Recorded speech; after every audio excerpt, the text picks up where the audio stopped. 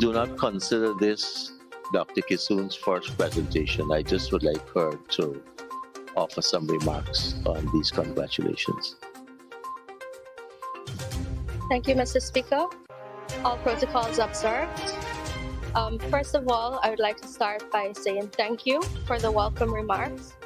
I do pray that God blesses our leaders, both on the government and opposition side, with knowledge, wisdom, and the strength to lead our country to where it needs to be.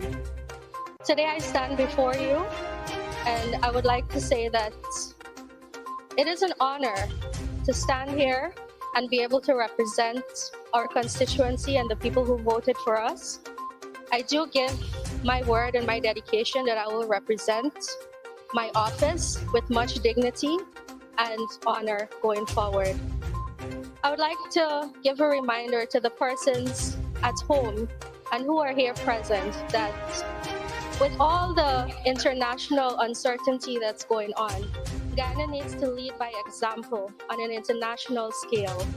And I urge our leaders, myself included, as we go forward, that we put the people of Guyana first. We must remember that even though we say we're one Guyana, one people, we need to value and appreciate our unity in our diversity. Appreciate the different ethnic groups in Guyana as we go forward.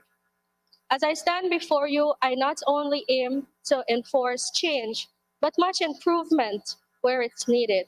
So I thank you all today. Thank you, Honorable Member. Dr. Kisun. I have a few more announcements. First, we have a number of MPs joining online, including the Honorable Minister of Amerindian Affairs, Pauline Sukai, and the Honorable Member, Mr. Charlie. During the budget debate, references were made to last government, last regime, this government, this regime. And I did receive a letter from the Honorable Member, Ms. Valda Lawrence, raising some concerns with respect to the collective accusations being made on all two sides.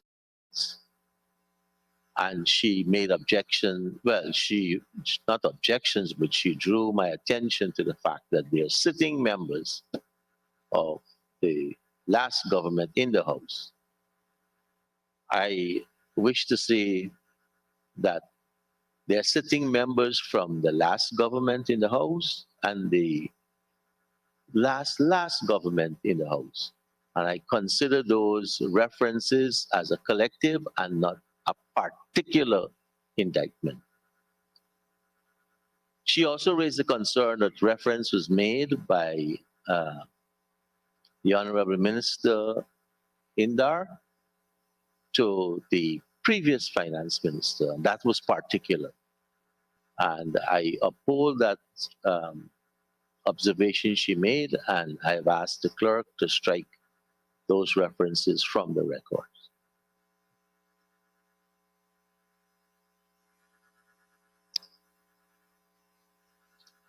On a final note of announcements, on the 27th of April, 1953, Guyana saw its first election on the universal adult suffrage. And what we can consider the first fully elected internal government was elected on the 27th of April. So we are now in our 70th anniversary. The members of parliament who were elected then were sworn in on the 18th of May, 1953. So on the 18th of May is another significant date when the first elected members of parliament on the universal adult suffrage was sworn in, and the first ceremonial opening of the parliament was on the 30th of May, We're going to circulate some of the information that we have with respect to those historic elections and the parliament. At the Parliamentary Management Committee level, we are going to be looking at a few initiatives that we are looking at a few initiatives to commemorate our 70th anniversary, which is, in my view, very, very significant.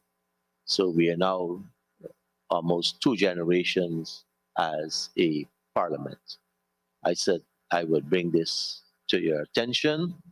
And finally, we have concluded at the Parliamentary Management Committee our recommendations for the dress code, and we will circulate that shortly, and there will be a bit more latitude so that what the Honorable Member Mr. Cox is wearing would not attract any objections from anyone. So look forward to that. Thank you very much. Mr. Clerk. Presentation of petitions, presentation of papers and reports, etc.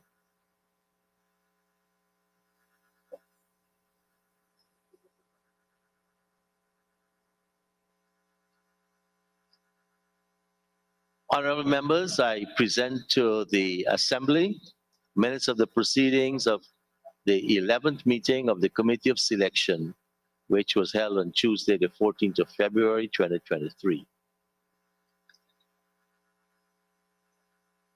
The Honorable Senior Minister in the Office of the President with responsibility for finance has been excused from today's sitting, but has asked the Honorable Minister of Parliamentary Affairs to lay the papers in his name. Honorable Member, Ms. Gail Teixeira.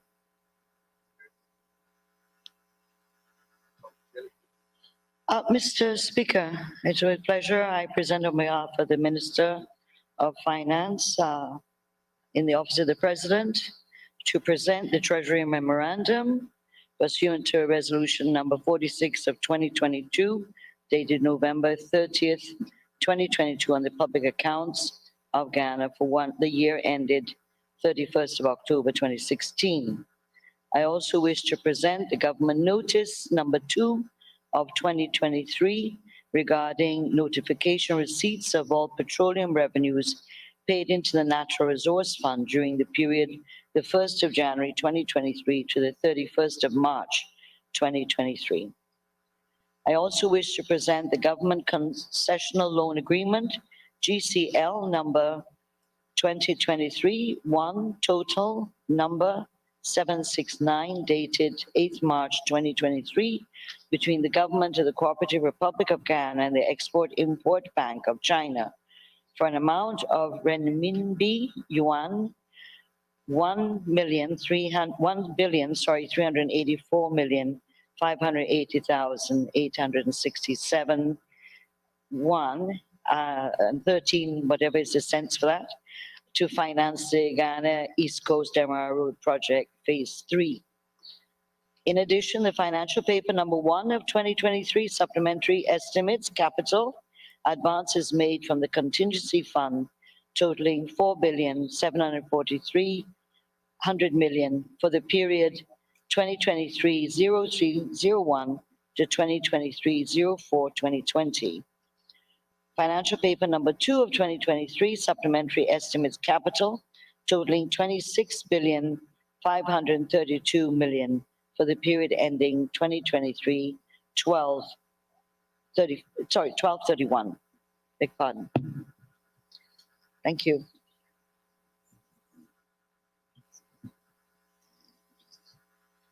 Honorable Minister, are you naming a date for the consideration of those papers? Sorry, the supplementary financial papers will be debated at the next sitting of the Parliament. Thank you. Honorable Minister of Public Works. You wish. Mr. Speaker, I present to the Assembly audited financial statements of the Chedijagan International Airport Corporation for the year ended 31st of December 2021. Thank you, Minister. Honorable Minister of Natural Resources, Mr. Vikram Bharat. Thank you, Mr. Speaker. Good morning. Mr. Speaker, I wish to present to the Assembly the Voluntary Partnership Agreement, the VPA, between the Cooperative Republic of Guyana and the European Union on forest law, enforcement, governance, and trade in timber products to the European Union. Mr. Speaker, if I may, for a few minutes. This, Mr. Speaker, is another landmark agreement. As a matter of fact, we're only the second country in the world that is in a position to be FLET licensed after Indonesia. And we're the only country in the world to have signed the Voluntary Partnership Agreement as well as the Forest Partnership Agreement with the European Union, both signed in the last quarter of 2022.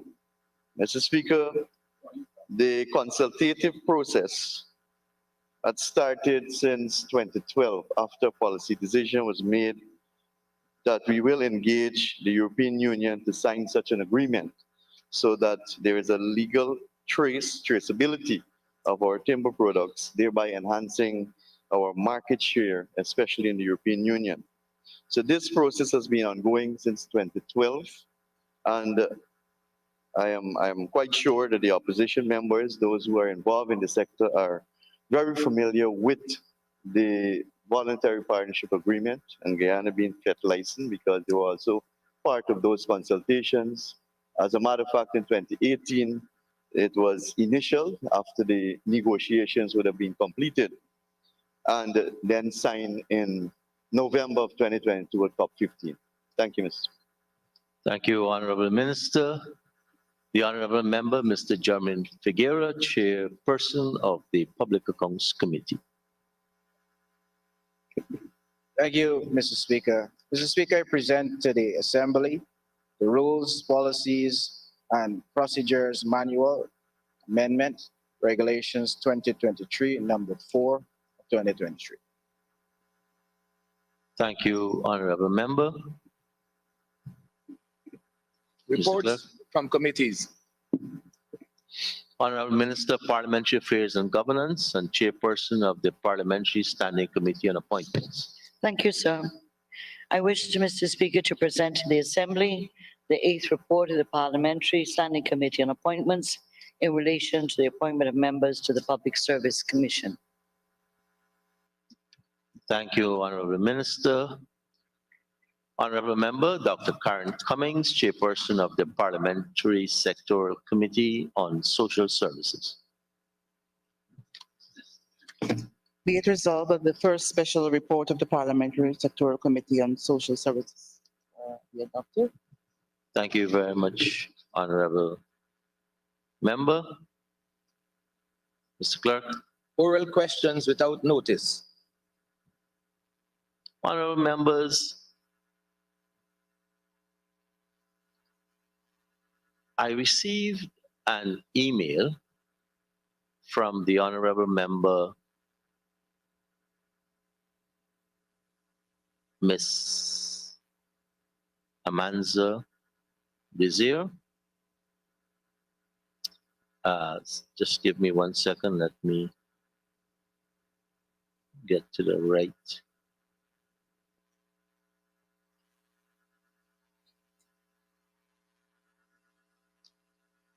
Yes. Well, a question to the Honorable Minister Hugh Todd. And the question was received last evening, was sent earlier. I'm not going to be allowing it because, of course, because there are formats for these questions. And this is what the question said. Please be advised, and I'm quoting further, that we intend to ask the following question at the next sitting of the Assembly. Honorable members, the Speaker is not advised. Persons seeking to address the Assembly on questions, etc., seek leave of the assembly or the speaker. They plead with, they request, or they beg, but they don't tell the assembly. And we must, and I will enforce the standing orders. Honorable members, so the question can come again in the proper format and it will be entertained. Mr. Clerk? Mr. Speaker, Mr. Clerk? Mr. Speaker, Mr. Clerk? Questions on notice. Mr. Speaker, I am on my Mr. feet. Clerk? Already we have question on notice. Do you have a question on notice? I'll address that. Sir, I am asking you, I think as a member of the National Assembly, I have the power to, I have the right to ask a question without Honorable member, notice. can you Do please I? take your seat and let No, us Mr. move on Speaker, with the please, agenda? you are providing guidance. I And did. I am asking you Yes, to provide guidance. I did. Am I to understand you as saying we are at the point in the agenda Questions of without oral notice, we have questions passed. without notice? Yes. You are saying that we have to have approval to stand here and to ask questions because without notice, because I have questions for the Honorable Prime Minister that I wish to ask. Honorable member, the standing order is very, honorable members, the standing orders are quite clear with respect to issues of questions. Leave must be sought. Leave must be sought. And in this case, leave wasn't sought. The speaker was being advised that this will be done, which is contrary to the standing orders. Thank you very much. I see, okay.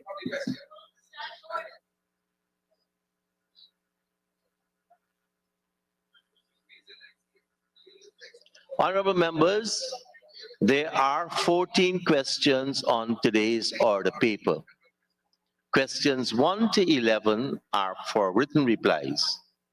Questions number 12, 13, and 14 are for oral replies.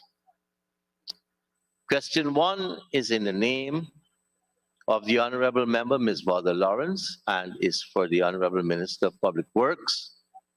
Questions number 2, 3, and 4 are in the name of the Honorable Member, Mr. Vince Roy Jordan, and are for the Honorable Minister of Housing and Water. Questions number 5, 6, 7, 8, and 9 are in the name of the Honorable Member, Ms. Annette Ferguson, and are for the Honorable Minister of Housing and Water. Question number 10 and 11 are in the name of the Honorable Member, Ms. Amanza Walton Desir, and are for the Honorable Member, Minister of Foreign Affairs and International Cooperation. The answer to these questions have been received and have therefore, according to the standing orders, been circulated. For oral replies, question number 12, the Honorable Member, Mr. Ganesh Mahipal. You may ask your question.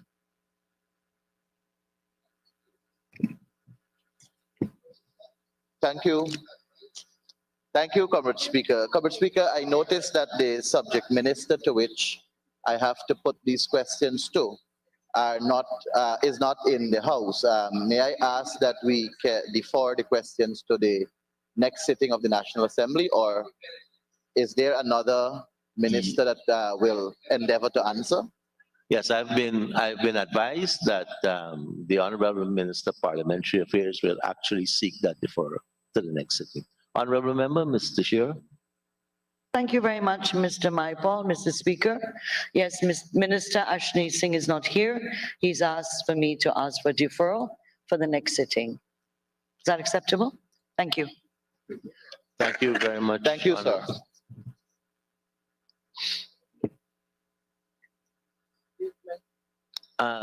We have, yes, so all the questions for the Honorable Finance Minister Ashni Singh will be deferred.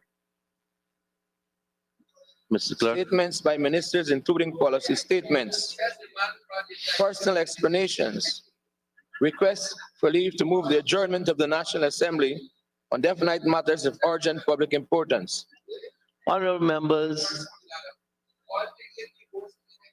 Honorable members, I received an email from the Honorable Member Ms. Cathy Hughes, and it said that I have been asked to write to you on behalf of the Leader of the Opposition, the Honorable Aubrey Norton, MP, to request inform that at this morning's session of Parliament, he wishes to stand to address an issue of national importance. We look forward to informing the House on this critical issue for your information and guidance. Honorable members, I wish to state again, on the Standing Order 12, it says, any member may at any time appointed on the Standing Order number 13, Order of Business, rise in his or her place and ask leave to move the adjournment of the Assembly for the purpose of discussing a definite matter of urgent importance.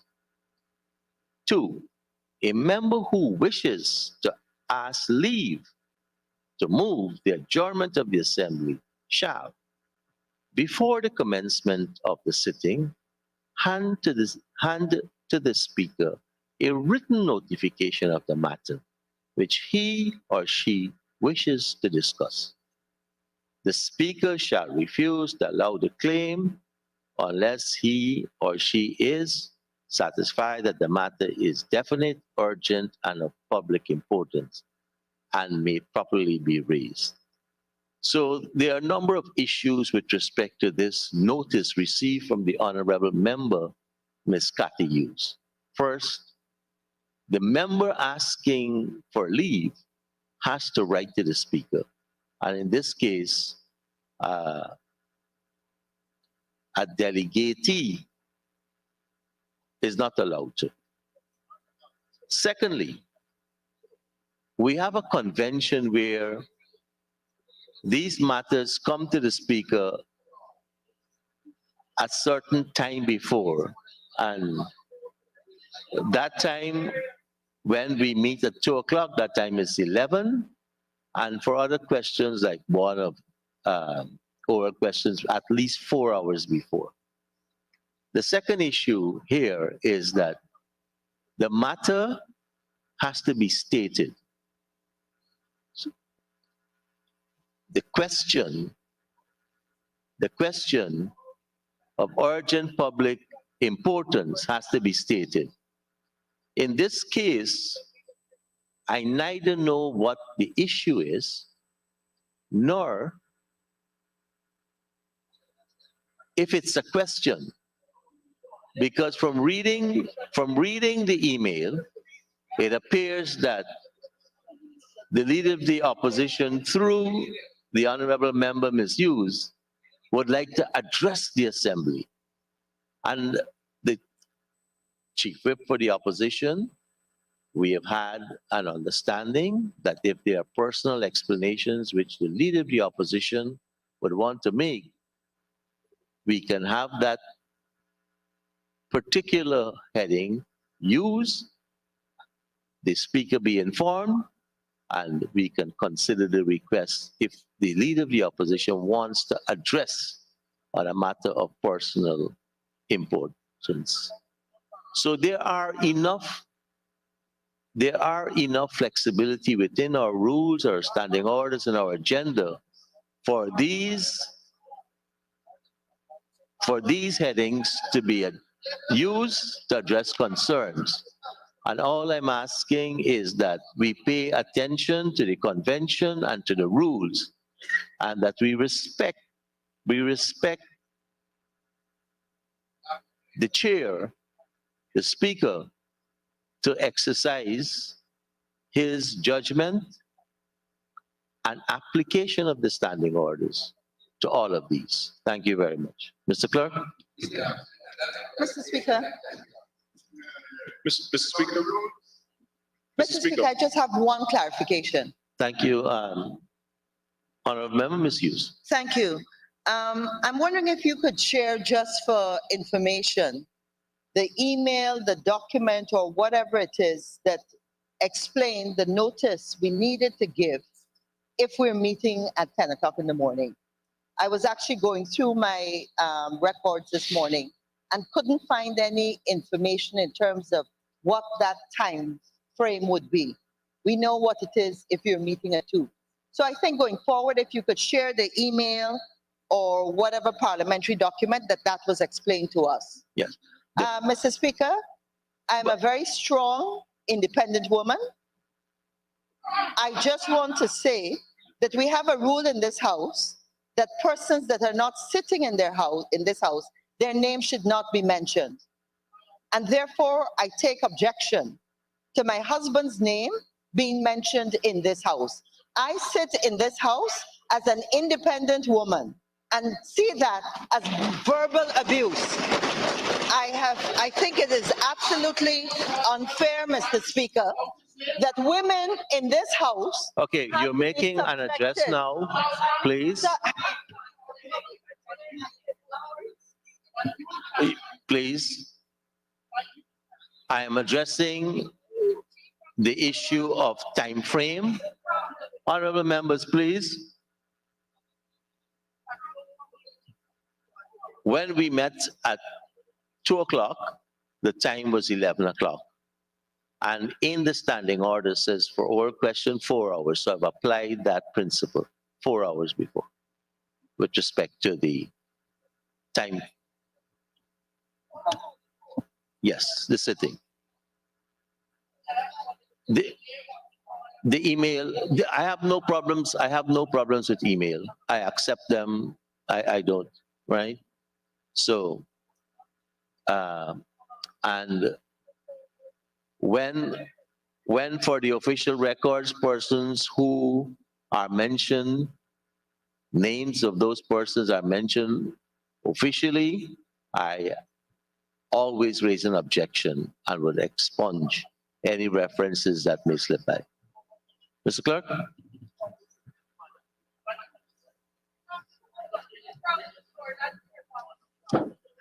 Motions relating to the business or sittings of the National Assembly and moved by Minister. Will take me. Honorable members, come on, we're early and we haven't been here for a long time, please.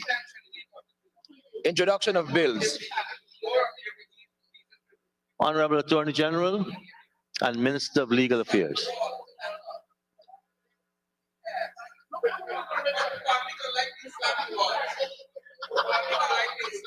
Honorable members, please.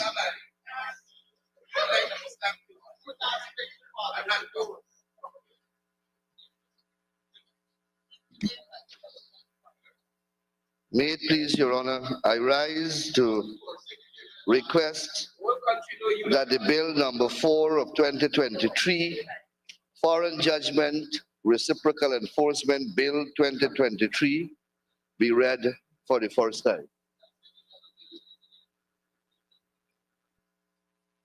Honorable members, we're dealing with the Foreign Judgments Reciprocal Enforcement Bill 2023, Bill number 4 of 2023. And the Honorable Minister has asked that the bill be read the first time. Let the bill be read the first time. Foreign Judgment Reciprocal Enforcement Bill 2023, Bill number 4 of 2023. Honorable Attorney General and Minister of Legal Affairs. Mr. Speaker, I rise to request that bill number 5 of 2023, National Intelligence and Security Agency Bill 2023, be read for the first time. Let the bill be read the first time. National Intelligence and Security Agency Bill 2023, Bill number 5 of 2023. Honorable Minister of Human Services and Social Security. Mr. Speaker, I present to the Assembly the Combating of Trafficking in Persons Bill 2023, Bill number 6 of 2023.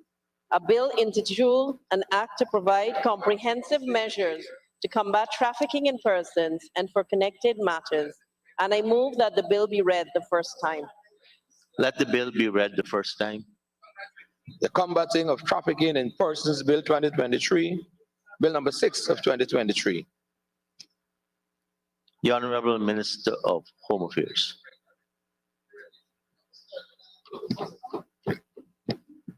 Thank you, Mr. Speaker. I present to the Assembly Motor Vehicles and Road Traffic Amendment Bill 2023, Bill number 7 of 2023. A bill entitled An Act to Amend the Motor Vehicles and Road Traffic Act. And I move that the bill be read the first time. Let the bill be read the first time. Motor Vehicles and Road Traffic Amendment Bill 2023, Bill number 7 of 2023. Public business, government's business.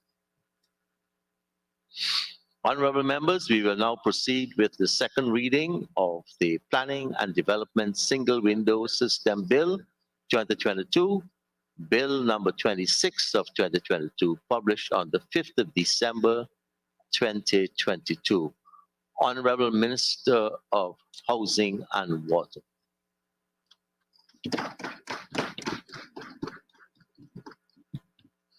Mr. Speaker, I rise to move that the Planning and Development Single Window System Bill 2022, Bill number 26 of 2022, published on the 5th of December 2022, be now read a second time.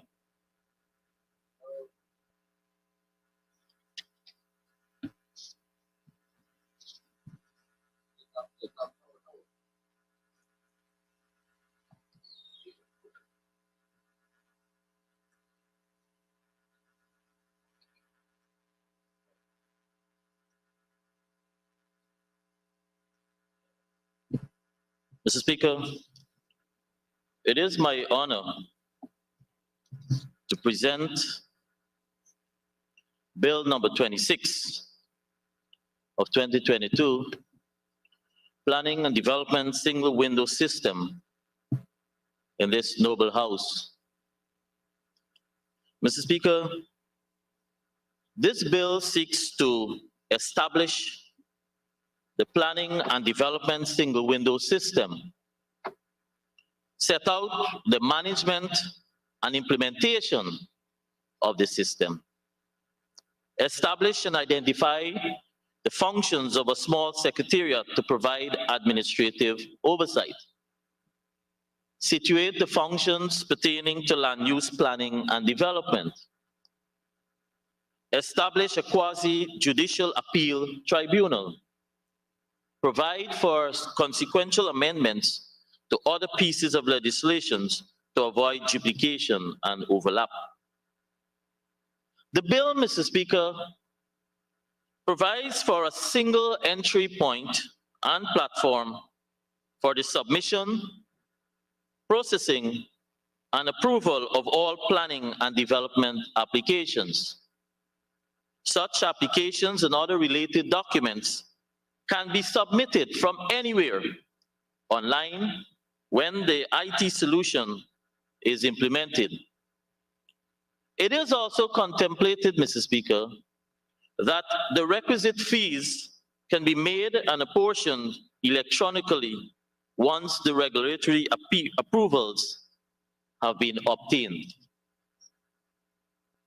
The Central Housing and Planning Authority, the implementing agency for the approvals, will be maintaining both a paper-based and an electronic system during the transition and beyond to ensure that individuals without access to computers and those living in remote parts of the country can still submit in person or manually planning and development applications. It is that for that reason, Mr. Speaker, one of the amendments proposed today, which has been circulated, is that we have amended, instead of saying electronically and paper, we're amending it to say electronically or paper. The bill imposes an obligation on the central authority to consult and coordinate with identified relevant agencies and prepare an administrative scheme for coordination in respect of expeditious processing of planning and development applications. However, a number of key components of the system will be developed through regulations. And these include the administrative measures relating to the use of the system, the criteria for processing and approving, for preparing first of all, and then submitting planning and development applications, and then the timeline for processing and approving planning and development applications. The terms and the conditions that users of the system must comply with, that is in respect to the forms and the fees to be applied. And also, as part of the regulations, would be the manner for making payments, as well as procedures for registration and other details necessary for users' registration. The bill sets out, Mr. Speaker, the procedures for the submission of documents pertaining to environmental protections through the system and provides for a coordination between the Central Housing and Planning Authority and the EP, or the Environmental Protection Agency. The bill provides for the establishment of a small secretariat to provide administrative oversight.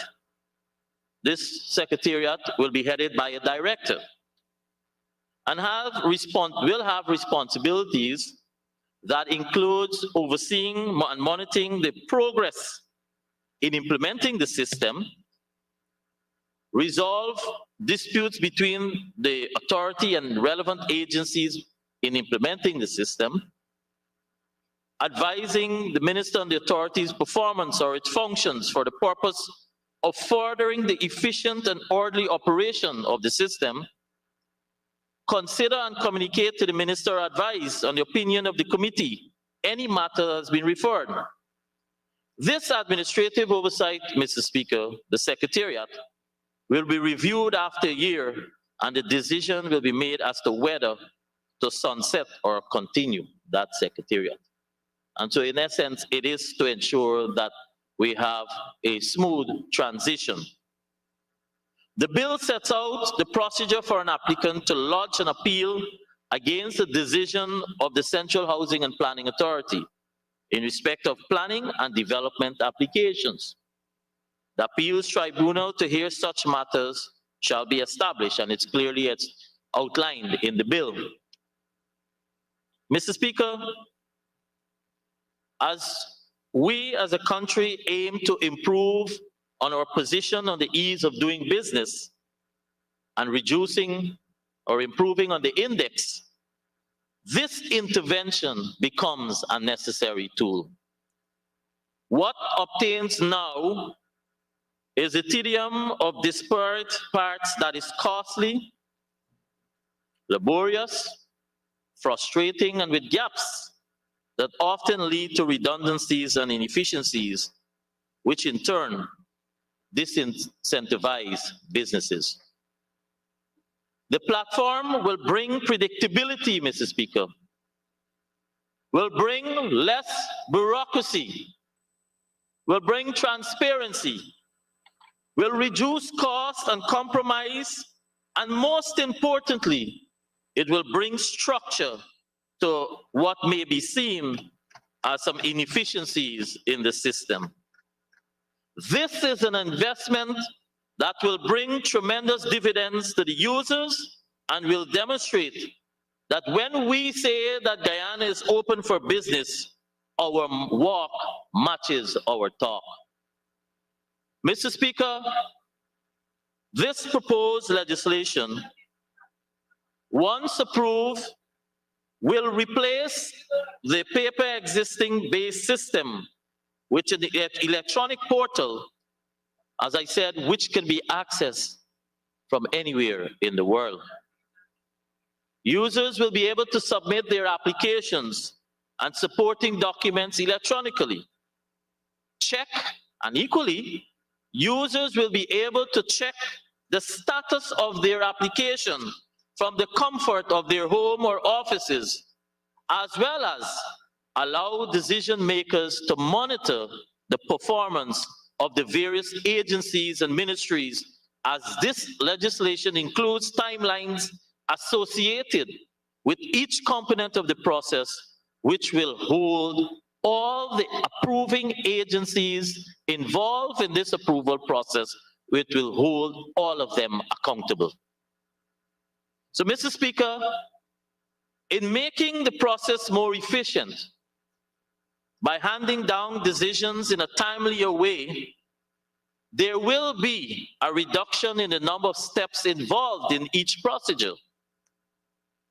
Notwithstanding, I hasten to reassure citizens that we will not sacrifice good governance for quick results, but we will continue to ensure that sound planning principles are respected, compliance with all health and safety protocols, that development is consistent with key national and regional objectives. We will continue to ensure that we protect our natural resources and meet our environmentally sustainable goals. And we will continue to ensure that we strengthen, monitor, and enforce. Mr. Speaker, let me further address the substantial parts of the bill. And the new provisions, there will be a single intake for all development applications. The Central Housing and Planning Authority will be that single point of access, whether you are applying for permission to build single unit or major commercial establishments. Applicants may submit those applications through the portal, or recognizing that not everyone has ready access to the internet, the Central Housing and Planning Authority will accept paper-based applications and perform the duty of converting them into electronic format. Please note that no one will be denied the right to submit a paper-based application. CHPA will strengthen its presence in the regions and lend support to the NDCs, its residents, and others to facilitate a smooth transition into the system, in the new system. In fact, Mr. Speaker, as we speak, a team is traveling around the country. The main architects are here today to listen, and they have been traveling, consulting, and seeking input from local and municipal partners to ensure that we are able to continue to work and improve and ensure that we have smooth transition and timely interventions. And so engagements continue with ministries, agencies, RDCs, NDCs to make the relevant or the requisite resources available to facilitate this seamless transition to the new system. We expect, as in any new system that is being implemented, there may be hiccups from time to time, but I can assure you that we will be there to provide that assistance. Mr. Speaker, while the proposed legislation will create a single access point for all applicants, the role of our partners will not change. We will still rely on our partners for their input through this new system and their responses, but it must be time-bound, and that they will have to provide that information within a specified period. That time period will be defined in the administrative scheme provided for in this legislation, because the bill requires that the administrative scheme be put in place 6 months after the proclamation of this legislation, and the staff is consulting with all existing partners on an amicable timeline. But, Mr. Speaker, one of the other components of the proposed legislation is the introduction of a pre-consultation or a pre-submission process. The intention here again is to strengthen transparency of the process. This option will be available for major developments. It would allow proponents to have a discussion with CHPA and all relevant ministries and local government to discuss an investment or a development prior to the application. The intent here, Mr. Speaker, is to pave the way for greater clarity on the requirements and to allow the exchange of ideas between the proponent and the government entities. While this pre-submission consultation is not mandatory, it could be beneficial to all parties and allow for a better outcome. Mr. Speaker, when approved, this legislation will set the stage for the requirement of a complete application before the timeline commences. The requirements of what constitute a complete application will be on the portal, and thus, proponents will be required to complete and attach all the relevant documents prior to the application being uploaded. Not dissimilar to if you are applying for a passport online and all the relevant fields aren't addressed. The system will identify the deficiencies and will not accept the application. This, Mr. Speaker, will eliminate any frivolous application or applications that could potentially clog the system. Once the applicants are successful, or they have successfully uploaded and the fees are paid, CHPA will do a preliminary review and forward the applications to the affected ministries and agencies and local government entities for their review and input. These agencies will also be given a definitive timeline to review and provide feedback. Once comments are received, staff will then prepare the reports and recommendations to the board. Mr. Speaker, to meet the timelines, we are also looking at the option of increasing the frequency of the meetings of the Central Housing and Planning Authority Board. Rather than meeting once a month, the board may be required to have an additional meeting to facilitate timely decision-making.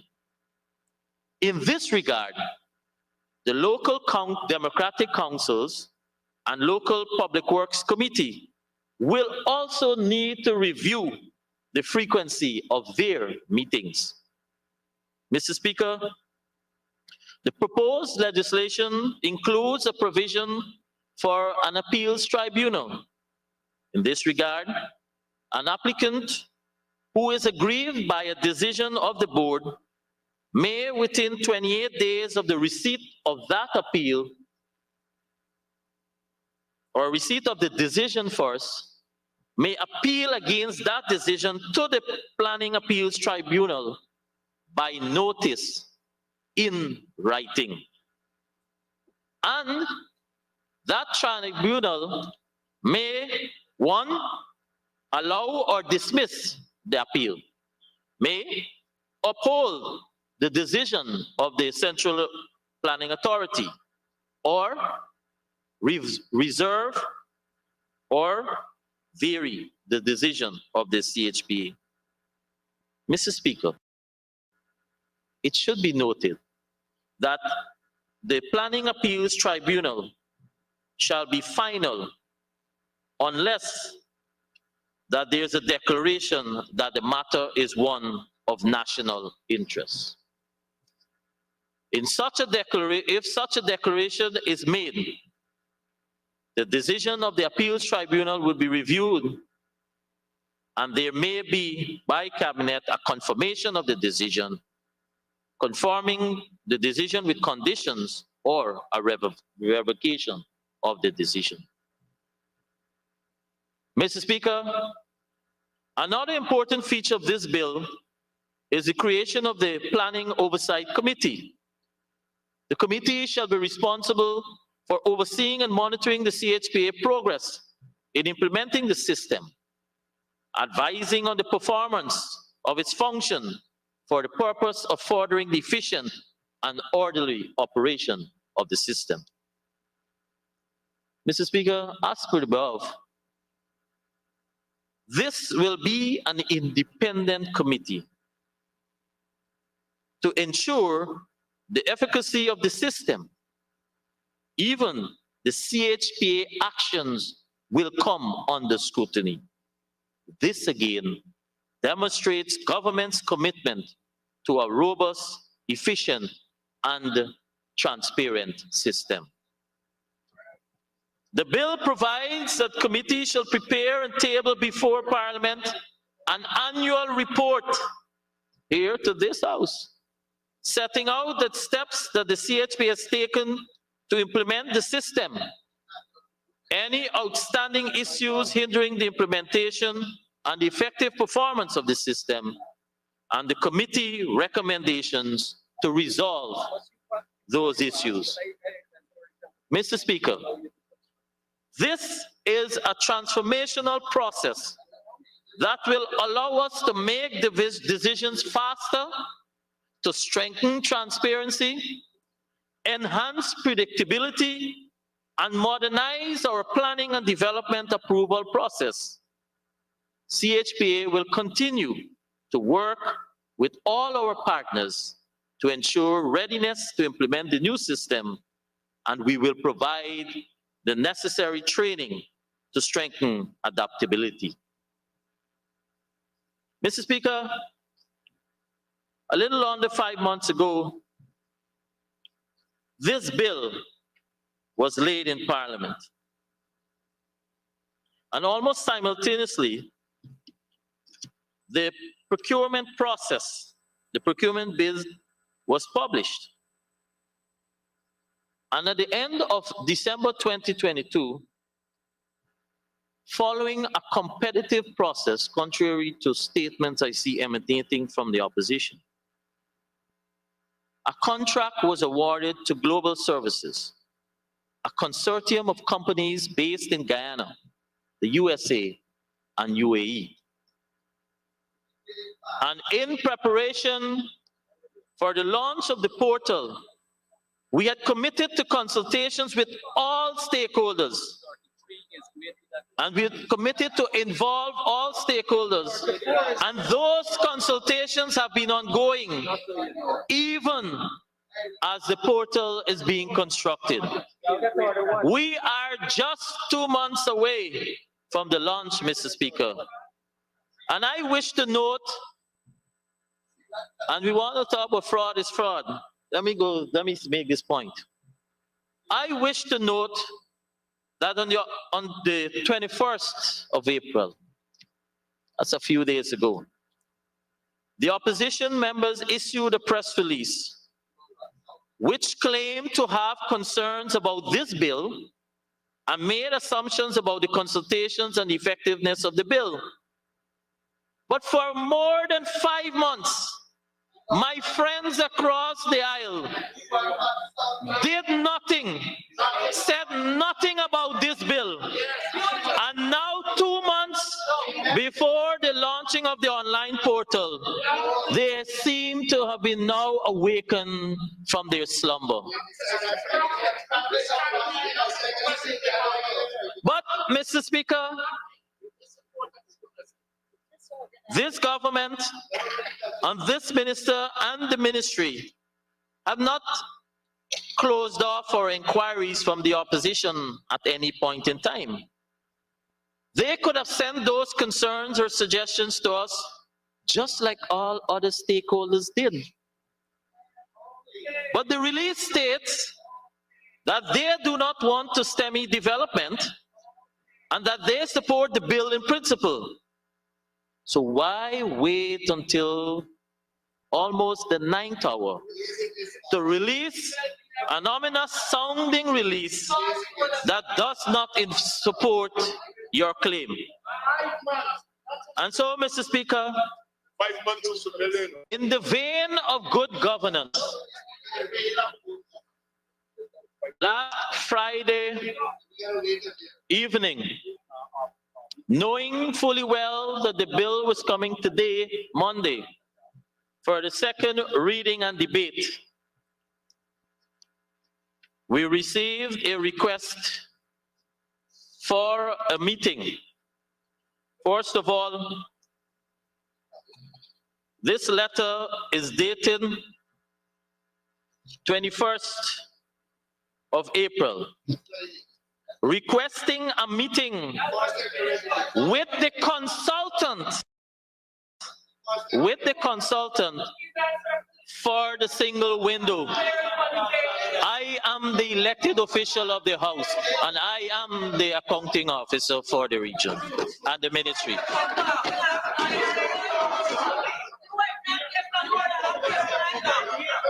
And Mr. Speaker, in that vein, I responded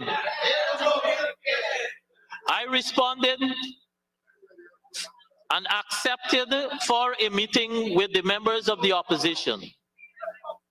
And the opposition then sent back a letter requesting a short notice, but for a meeting on Saturday afternoon.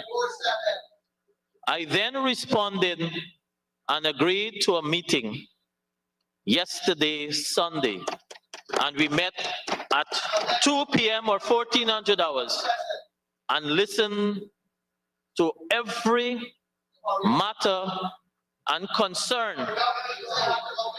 that were raised by 7 members of the opposition. At one time, I thought it was a pre-parliament. So, Mr. Speaker,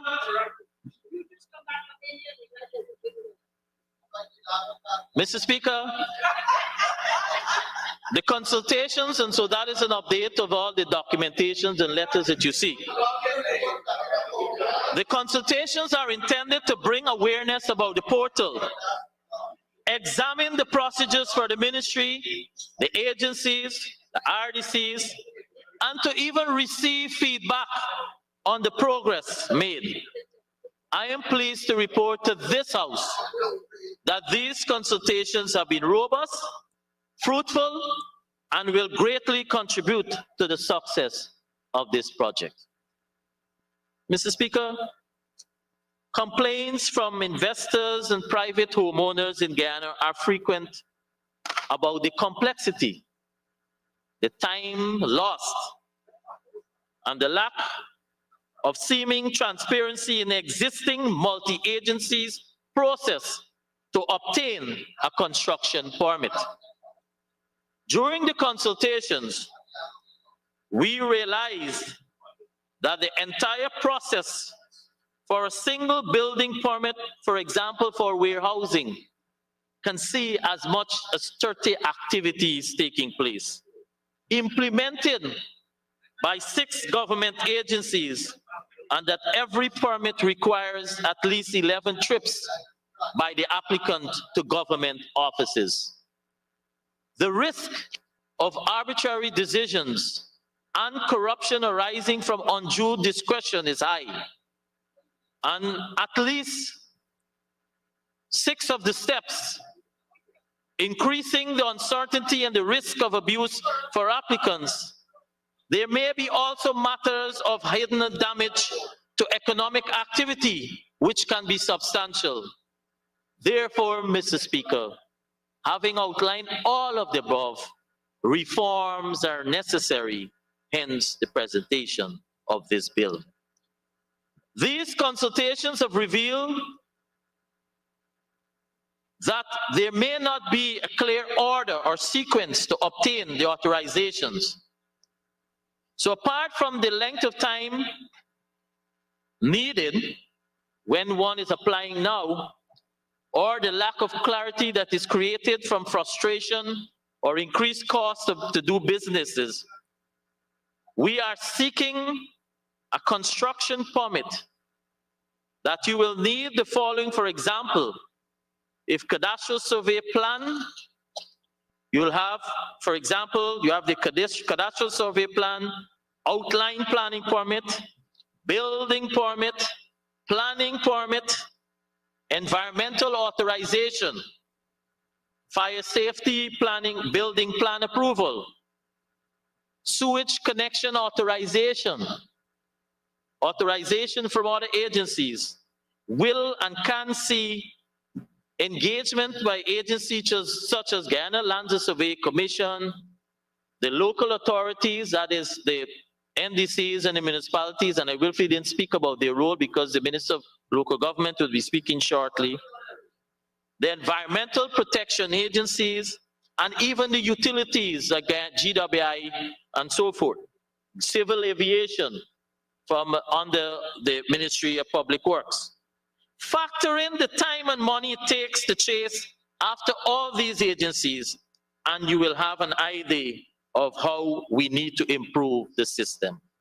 So in this regard, Mr. Speaker, it is anticipated that once the new system is implemented, the entire procedure for the issuance of a construction permit should take, and this is what we're aiming for, should take no more than 30 to 40 days or 5 to 6 or 4 to 5 weeks, as opposed to now where it takes an average 208 days.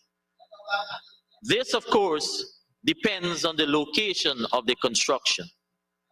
Additionally, Mr. Speaker, there will be increased transparency of the process and regulatory oversight. Redundancies will be weeded out so that a more coherent system can be used, and there will be complete institutional and process redesign and reorganization of the existing system. Considering all of the above, Mr. Speaker, the claims made by the opposition, therefore, are baseless and maybe an insult to the hard-working staff and all who have been involved in bringing us to this process or the stage. Mr. Speaker, Guyana cannot claim to be open for business and maintain an archaic business and trade system. A single window system as set out in this bill before us will therefore do the following: make for a more effective and efficient use of resources. It will improve compliance, enhance security, increase transparency, cut costs by reducing the approval timeline by days, cut costs by reducing delays, and equally, it will increase the predictability for every applicant. These, Mr. Speaker, are all good characteristics of a business and investment enabling environment. It is what we are seeking to attain at the national level. To delay this intervention will be to the detriment of our country's development. But, Mr. Speaker,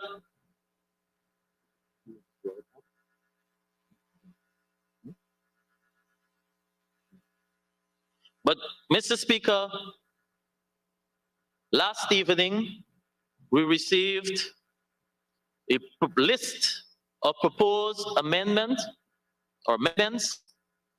and recognizing to the list there, it is not dissimilar to what the members of the opposition brought out or proposed yesterday in their engagement. Therefore, Mr. Speaker, taking all of that into consideration, we do intend, following the debate, we do intend, and with the amendment that is proposed on our side too, there are two amendments have been proposed. We do intend to send for a brief period to the select committee. Thank you very much.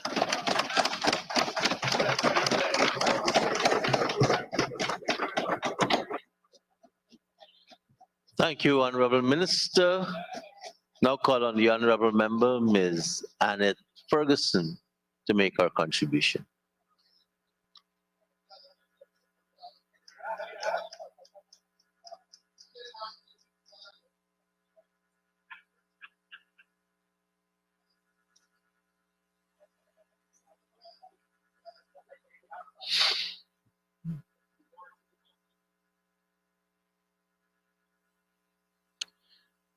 Before the honorable member takes the podium, I just want to remind MPs, if you have your staff having to give you stuff, the sanctity of the members of parliament has to be maintained. Give it to a member of the staff to hand in. I don't want and would not tolerate people coming and handing papers to ministers.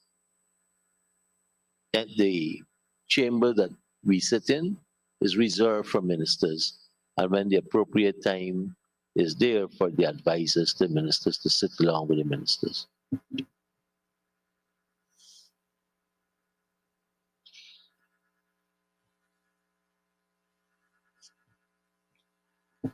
At 11:35, you may proceed, honorable member. Thank you very much, Mr. Speaker. I rise from this side of the assembly to give my brief contribution to the bill number 26 of 2022, Planning and Development Single Window Systems.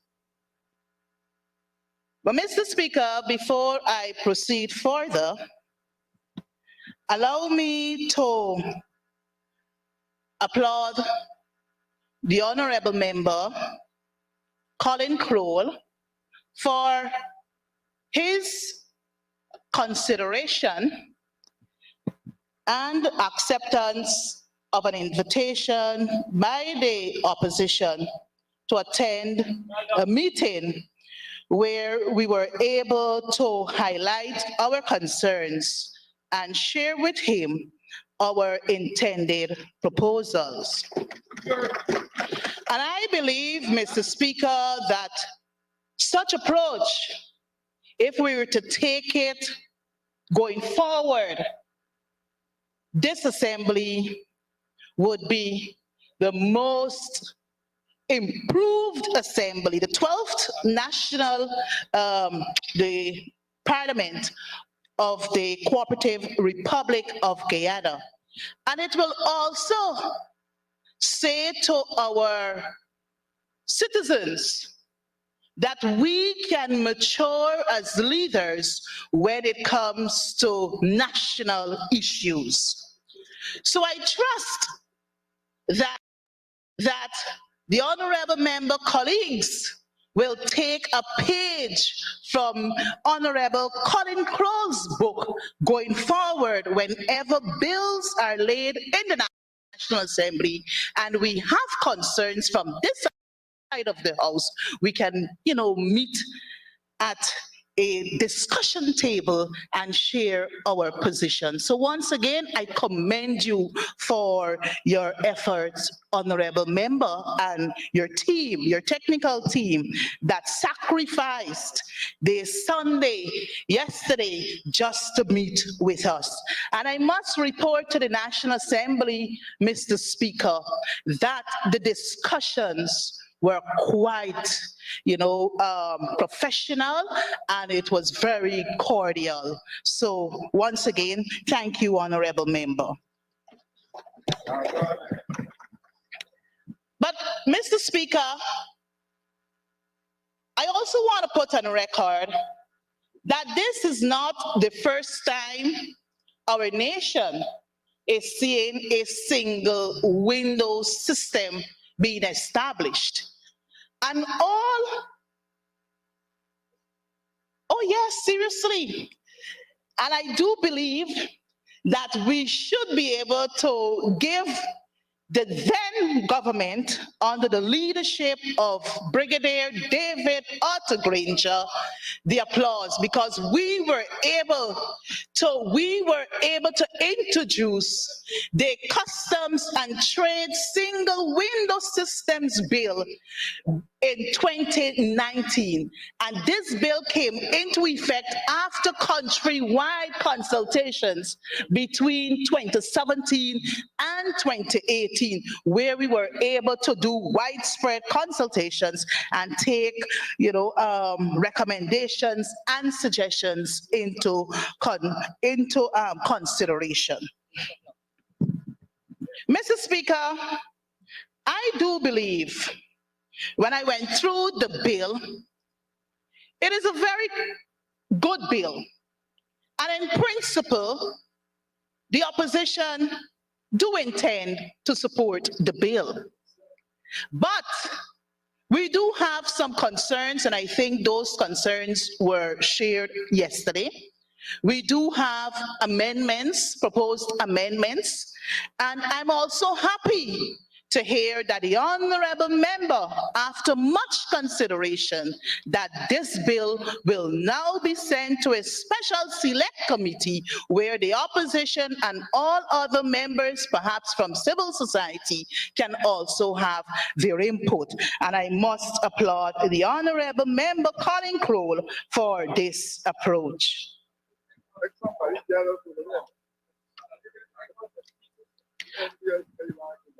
But Mr. Speaker, I think what is of utmost importance to us here is that the honorable member spoke to the issue of, I think, the company that has been awarded this $202 million contract. It is not a case whereby the opposition is beating up on the government for the approach that they use. I think in principle, Mr. Speaker, what should have happened before the government entered into that agreement, a bill should have come to this National Assembly, and then we do the next step approach. And if you look at it, Mr. Speaker, if I'm to parallel this bill with what is being touted out there, the EID card, of which the government has already entered into a contract arrangement with a foreign company. And you would have heard from civil society that a bill should have been laid in the National Assembly before any contract was awarded. Mr. Speaker, as a concerned Guyanese and an elected member, I believe the time has come for us to raise the bar. Because if you're to conduct business across the government agencies, the time, the bureaucracies that our people have to face, it is not easy. So with this bill now coming before to address a one-stop gap where everything will now be processed and so forth, I think this is a positive step going forward.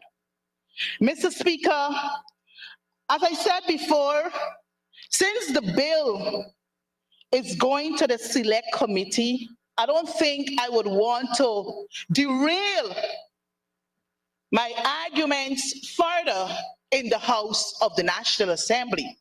But I will await, Mr. Speaker, I will await when the bill is sent to the select committee, we can have our say at that level. So, Mr. Speaker, what are some of the issues we have with the bill? I think we have part 3. some part of part 3, I think specifically section 13 of part 3, that is also in our amendment. We also have concerns regarding part 4, that also is in our amendment.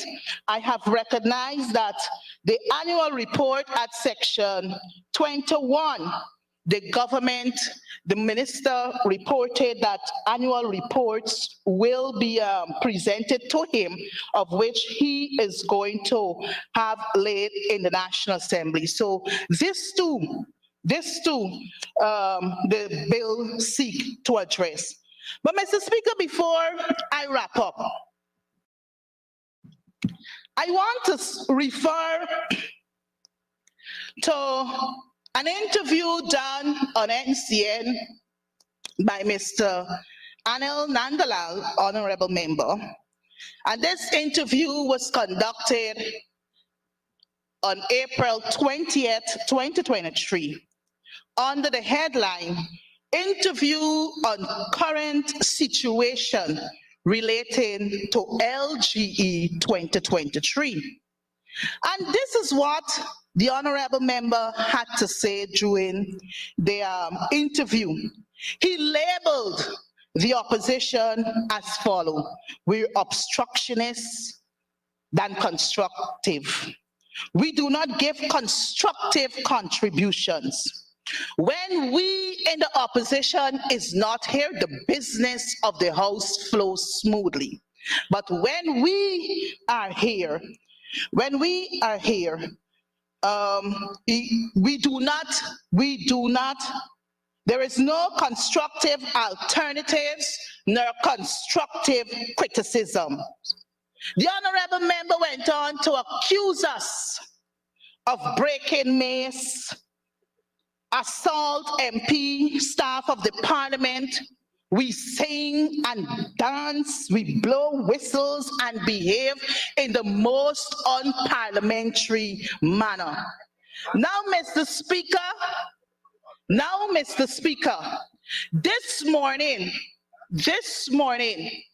I am humbled from this side of the House to have heard the previous speaker before me saying to this House and to the people of Guyana that, well, look, the opposition got some good amendments proposed, of which the government intend to utilize. Well, I will deem it as good because they're good amendments. So, Mr. Speaker, this would have demonstrated this morning our maturity. So we're not here to criticize, we're not here to condemn, because this particular bill is indeed important to the ordinary people out there. But we are here to put forward solutions to have a robust legislation. So, Comrade Speaker, I want to also remind the House that I have prepared a motion on the Standing Order 58, asking for this particular bill to go before a special select committee. And again, for emphasis sake, I want to say how happy I am that the government has decided to have the bill be sent to a special select committee for further elucidation and clarification. So with those few words, Mr. Speaker, I want to say from our side of the House, thank you, and we look forward to the robust engagements in the special select committee so that we can bring back to this House a well-crafted bill introducing the Planning and Development Single Window Systems Bill, because we do not want a situation to repeat itself, Comrade Speaker, regarding the local content bill. regarding the Condominium Act, that we asked then for the government to have those bills be sent to a special select committee. We have been hearing that it is the government's intention to return the local content bill to the National Assembly. So if you had listened to the wisdom, if you had listened to the wisdom, we would not have been hearing the local content bill will return to the National Assembly. Once again, Comrade Speaker, thank you very much. And I look forward for further engagement in the Special Select Committee. May God continue to bless us, and may God continue to bless our beautiful nation, Guyana, despite the fraudulent signatures leading up to the... Honorable member, you want to withdraw that? Or have it struck? Thank you very much, honorable member, Minister Suzanne Rodriguez. And that was a good pound.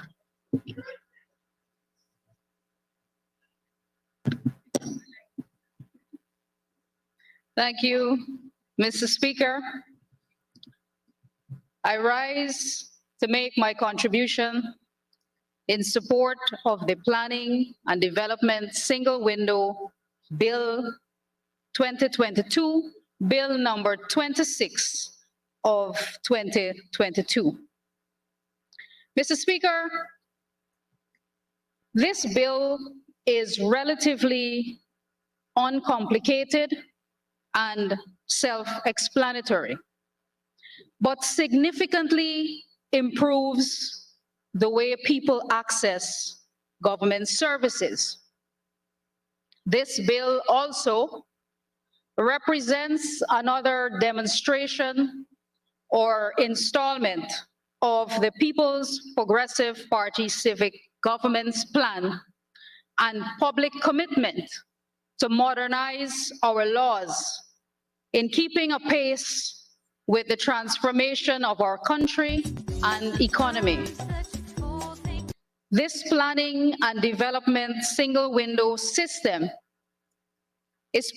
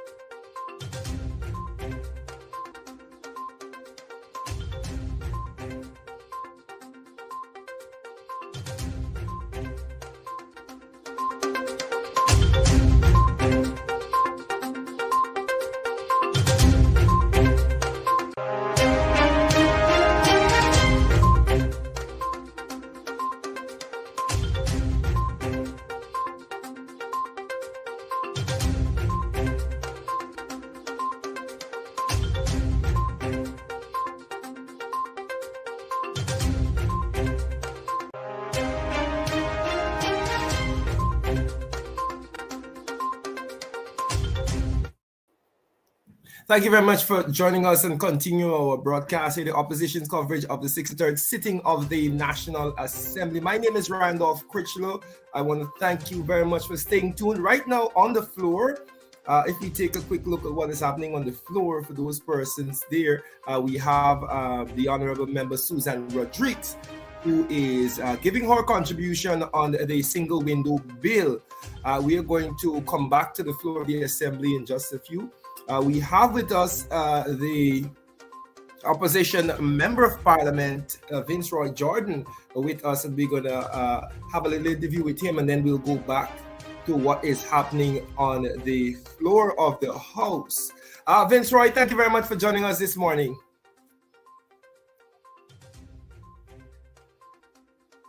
Are we not hearing you, Vince Roy? I think your mic, ask the operator to check your microphone. Still not hearing you, Vince Roy.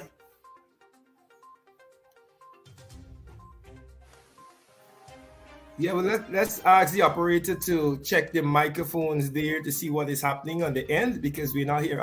Vince Roy is hearing me, but we are not hearing him.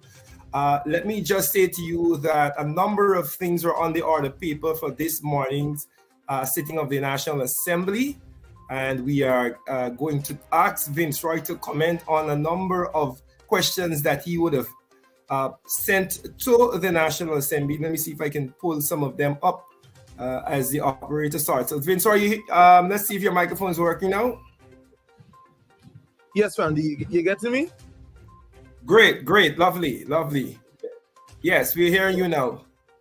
I know we are listening there to some of the comments being made by the subject ministers and the shadow minister for housing and water on the single window bill. But I want to talk to you this morning about some of the questions that you would have posed to the National Assembly, and more so the Minister of Housing and Water. You would have tabled, I think, 3 questions to the Minister of Housing and Water. Talk to us about that. Let me just read one of the first question here. Treated water supply from Vince Roy Jordan to Minister of Housing. The government, in its budgetary allocations since taking office, has catered for the improved coverage and treated supply of water across the country. Could the Honorable Minister kindly state what percentage of the customer base for the Guyana Water Inc. distribution network have received treated water in Region 5 and 6 and 7? Can the Minister provide a list of number of treatment facilities of those areas currently serving? That was the first question. I and the persons on the live listened to the speaker saying that those questions were answered. Can you provide any further details on the questions that you put forward on whether or not they were answered and sufficiently? All right. Well, thank you very much, Randy, and good morning again to your viewers now that they're hearing me and listeners.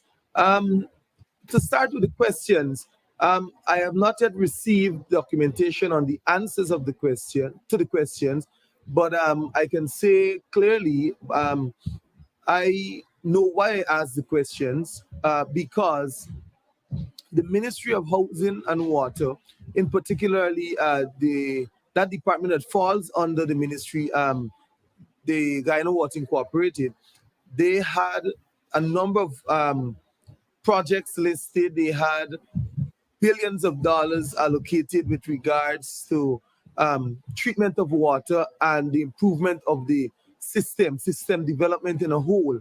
And across this question basically borders 2 years. So across the board, you would find that the quality of water significantly across the country deteriorated. You would also find that the level of service is not what it used to be under the coalition. Also, what you would find now, Randy, and your viewers, is that water is not being supplied on a 24-hour basis like it used to under the coalition government. For example, in Region 5, I can tell you, water is now being supplied at the area where I'm living from 4 in the morning to 10 at night. And during the day, you find you have blackouts and all these things, and you have long periods of water outage or shortage, however you might want to put it. Apart from that, one of our major water treatment plants within the region used to supply water on a 24-hour basis. I remember my time working there as an engineer during the coalition.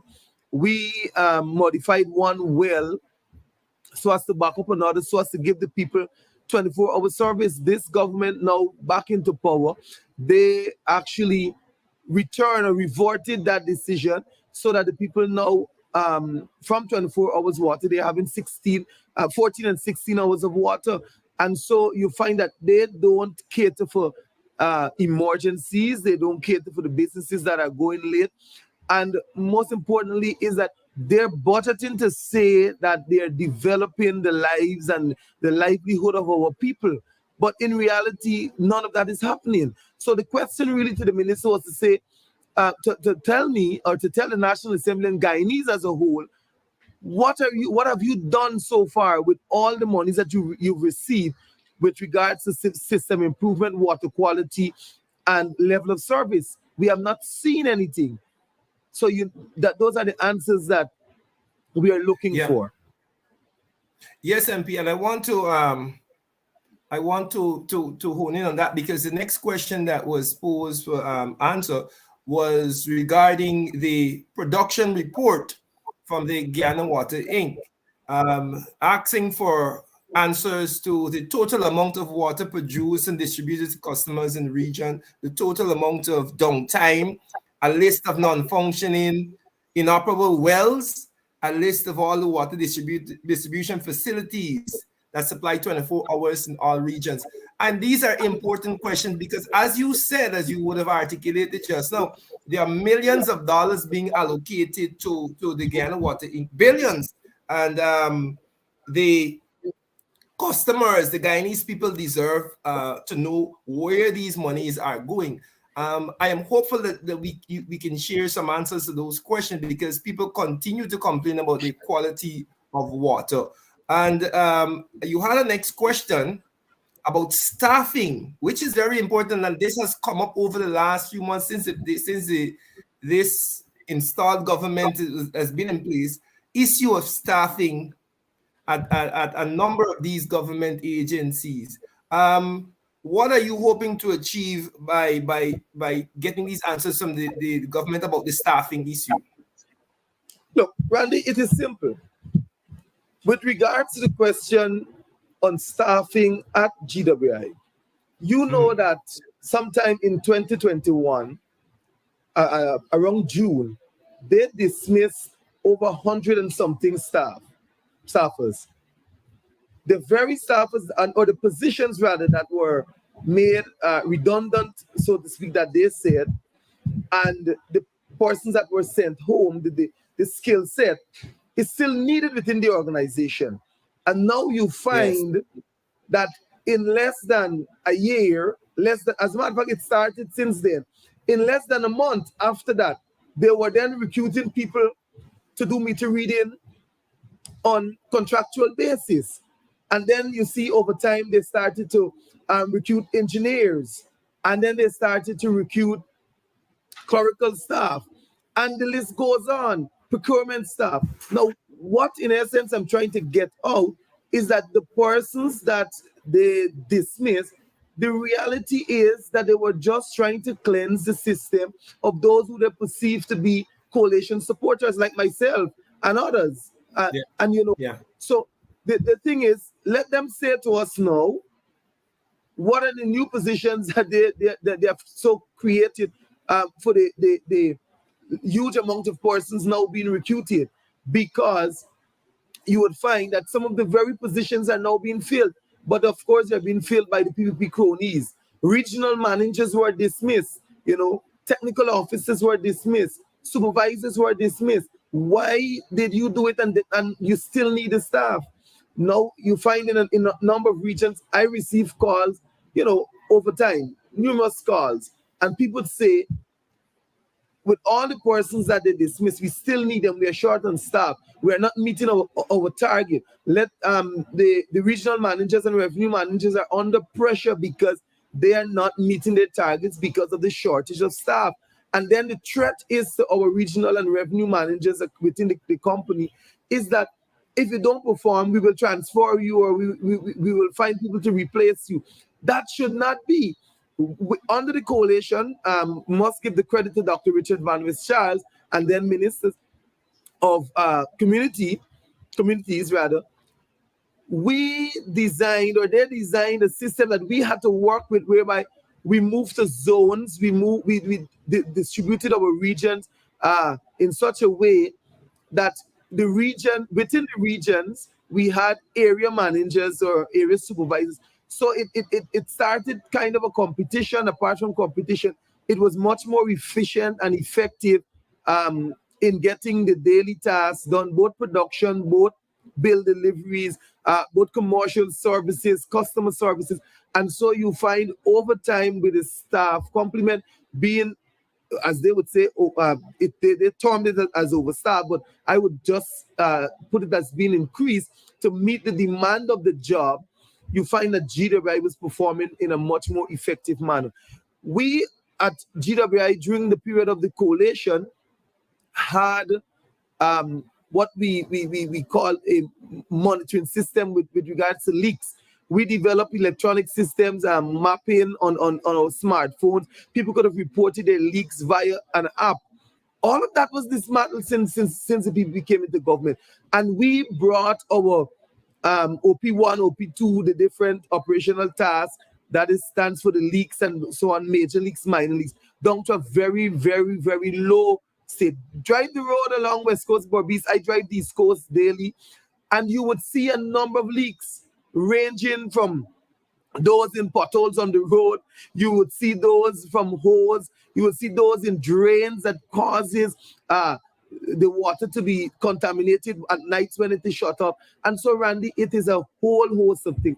And the state of GWI is it's in a very bad state. It's sad to say that we would have, or the PPP rather, would have reversed all the progress that we would have made in just a short space of time to develop that company, to bring it to a place and a position where people admired GWI, where people could have spoken well about GWI. We went into the hinterland, and this is why I asked them about production and tell me about the wells. We dug over 40 wells in less than a year. We supplied Region 8, Region 9, Region 1 with potable water in a short space of time.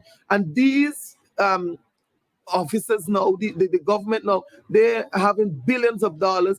Tell us about the wells, tell us about the production, tell us about the new systems that you're installing. I must touch on this, Randy. The people of Morocco and other Armenian communities, for the first time under the coalition government, some of them, they benefited from PV solar systems that help the community to have water supply on an almost 24-hour basis.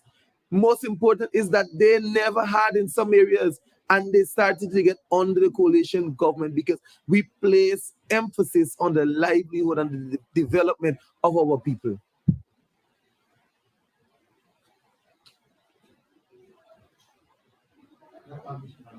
I'm not hearing you, Randy.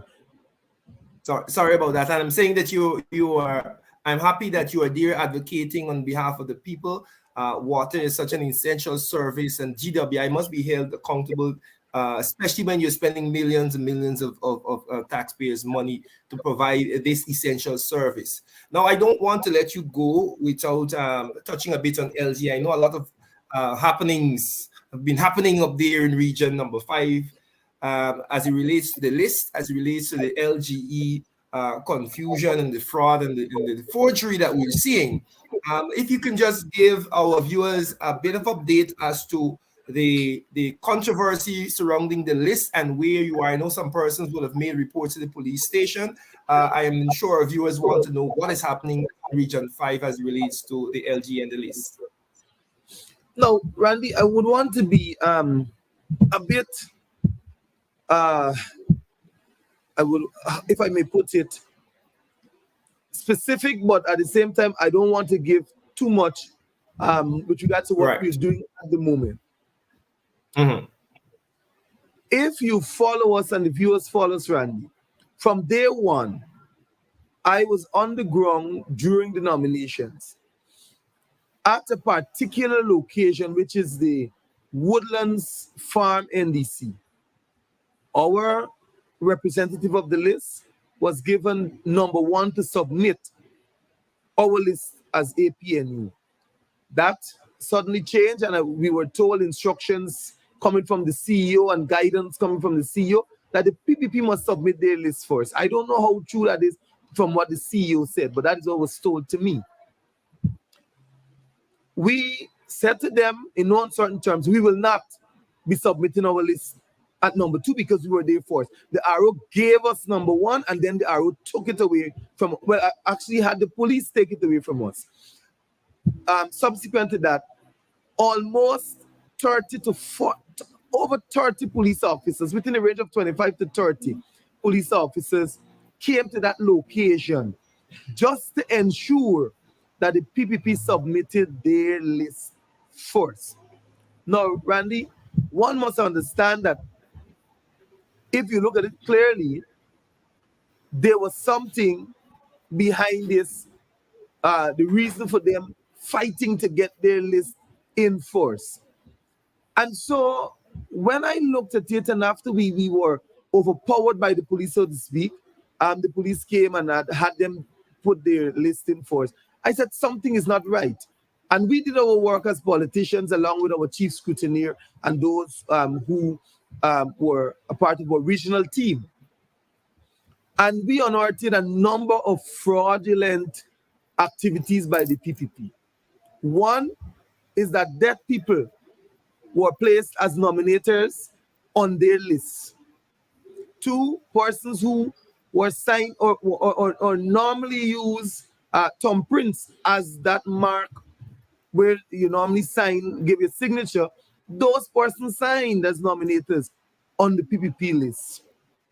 Three, persons out of the jurisdiction, those being in other regions and as far as the United States and Canada, they were placed as nominators on the PPPC list. Now, when we saw that, we quickly alerted our people, look, this is the case, and people started to tell others that your name is on the list. As a matter of fact, this is public knowledge, so we didn't commit a crime in any way. The list of every group, candidate, whomever, must be placed outside of the RO's office for public scrutiny. It is a public document. And so people went time after time to check. And it moved from one LAA area to the other where people went to the locations to check on their names. And surprisingly, we found, and I can confirm so far, over 5 dead people were placed on the various lists across Region 5, the different LAA areas. And even in one of the LAA areas, one of the APNU candidate, a PNCR member, was placed as a nominator. And when myself and the candidate approached the PPP, the operatives on the ground, they ran from the LAA area, they ran from the office of the returning office, and that is at Blairmont. The candidate is from Ithaca. The candidate asked, how the hell did my name get on the list of the PPP when I'm a known candidate of the PNC? And more so, the signature is far from that of the person's signature. And so we understood at that time it was systemic fraud across the region. But it was not only systemic fraud across the region, it is systemic fraud across the country. And this is where GCOM is now being called upon to do their work. The police at this time must step up and investigate, treat this as a criminal matter, because my signature must not appear on the list if I did not give consent. My name must not appear and my signature forged if I did not give consent. And the people that are the candidates must be held accountable, or those who are representatives of the list, because they are the persons who would have said that these persons, they swore to JP, these persons are my nominators. Right. And I it's important that we bring to the public's attention these issues, and we'll continue to, I'm sure that we'll hear more from you in terms of what's happening at LG in your region. And of course, we're hoping that you can come back and talk to us about those answers provided by the minister to the questions that you would have posed in Parliament. And we're hoping that we get that discussion later on. MP Vince Roy Jordan, thank you very much for your time. Thank you very much, Randy. Right. So as we continue, folks, we will bring MP Annette Ferguson into the conversation as we continue to break down what is happening here at the 63rd sitting. If we take a look at what is happening on the floor, we still have, I think, Minister Rodriguez giving her comments on what is happening or on that bill, that single window bill, that's happening on the floor. I just want to take a quick comment from one of our persons online, Donna Mohabir, watching from Guyana right now, right? Right now, the water that is coming out of my tap present now is nasty, stinking, and dirty color. That sounds like a Sherrod now because nasty, stinking, and dirty. Sound like what Sherrod would say. And smelly. The water that was coming, getting during the coalition were in power, right? Was fresh water. Just kind of giving you an idea of what is happening out there, as the MP was saying that there are a number of systems in place to ensure that we got potable water through our taps, ensuring that the water was clean, and systems were in place at the GWI to ensure that people were getting their money's worth as it relates to their water supply. I think we have we now taking a look at what is happening on the floor. Let's get some audio from what is happening on the floor. It looks like the House is going to be adjourned for lunch, and with that, we're going to bring in former Shadow Minister of Housing and Water, Annette Ferguson, to have a conversation on the single window bill. I know she just made her presentation, and we want to have that conversation with her. Mr. Ferguson, thank you very much for joining us this morning.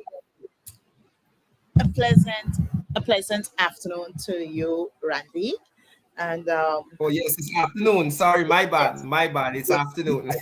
Yes, a pleasant afternoon to our beautiful viewers and listeners who have joined us on the social media platform and all other platforms that this broadcast is coming from. So that is what I will say for now, Randy. Right. So I want to get into, I know, right? Sorry about that. So I know that you asked some questions for written response. I don't know. I can't say whether or not you would have a chance to look. Question number 5, which was about the sale of residential land. Then you had a question, construction and allocation of turnkey homes in Central Housing Planning Authority. You had a next question that was about the land acquired from Gaisuco, the Guyana Lands and Survey Commission, and NISIL by the General Housing and Planning Authority. And those questions, of course, and then there's the next question on the sale of commercial lands. Did you say whether or not you were able to go through the answers to those questions as yet? Well, no, Randy. I think it is approximately about, I think it's from, no, I haven't been able to go through those questions because I think the questions were only provided to us this morning in writing. The answers, so okay. On a subsequent program, I would be able to share with you and our listeners as to the questions, the responses that were provided by the Honorable Colin Crowe. And So if I may, these questions were actually put to the honorable member prior to me proceeding on suspension. So long ago? Oh yes, in August of 2022. But what would have happened because of my absence? The answers were not provided. So they were actually taken off of from the notice paper. The notice paper was actually cancelled, and also they were removed from the order paper during the period August to, let's say, January of 2020. From August 2022 to January 2023. So when I returned out of suspension, I was able to resubmit. So, you have days in which these questions will be put on the order paper. So this morning, I am happy to have learned from the Speaker that in accordance with the standing order, the Honorable Colin Crowe was able to furnish the House with the necessary questions asked, because these are critical questions. The nation needs to know how these lands are being procured by who, because the PPP, they're good at ensuring their friends, families, and favorites, under this guise, would normally get these lands and construction of houses and so forth. So in a subsequent newscast, I will update our listeners and viewers with regards to the questions. Right. And we'll be, of course, waiting on that, and we're eagerly waiting the answers. Because I know sometimes these ministers try to sidestep the answers and give you these very political answers. But we want to know how the people's monies are being spent. Let us talk about that as we're talking about people's monies being spent. The bill that was read for the second time in the House this morning, or the suggestion for the bill to be read, is the single window. Let me see if I can get the correct name of the bill so that people understand what we're discussing, right? This single window bill. If you can articulate for our viewers, Minister, what is this bill about and what is it proposing to do? Okay, Randy, it is the Planning and Development Single Window System Bill number 26 of 2022.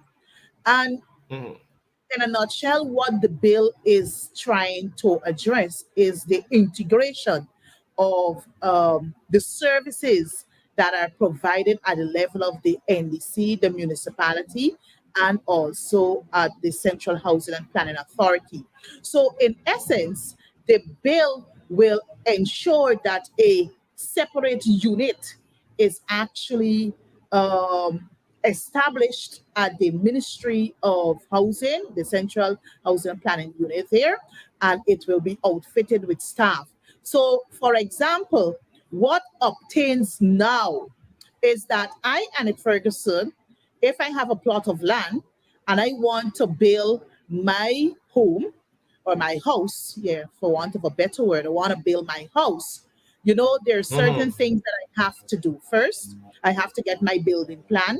Then I go to the municipality, I acquire an application form, of which that form will request the submission of pertinent information.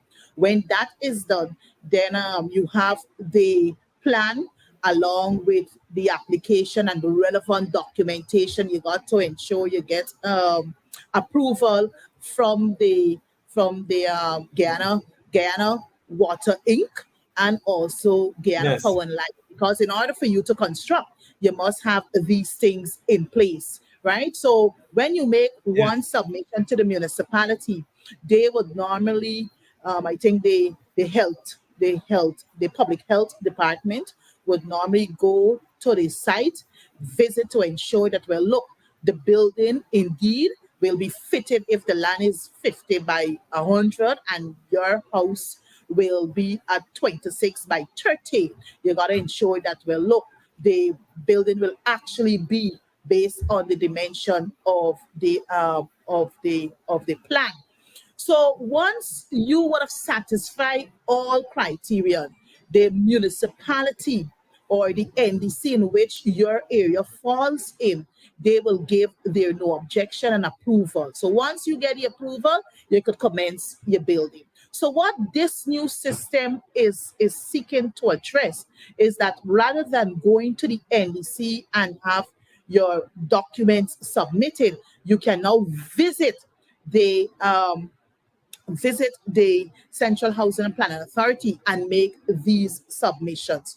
And what is also going to happen is that when that submission is made, they will give you a number in which you can follow the steps as to where your application is. Or you can be in the confine of your home, right? And you just use the portal there, where you can submit all the documentations, everything, and make your payment. So when that is done, you have this ID number that will be given to you that will enable you to check at which stage your application is at. Because what obtains now is that the process at the level of the municipality and also the NDC areas will take some close close to 3 to 6 months to process because Yes. remember it got to,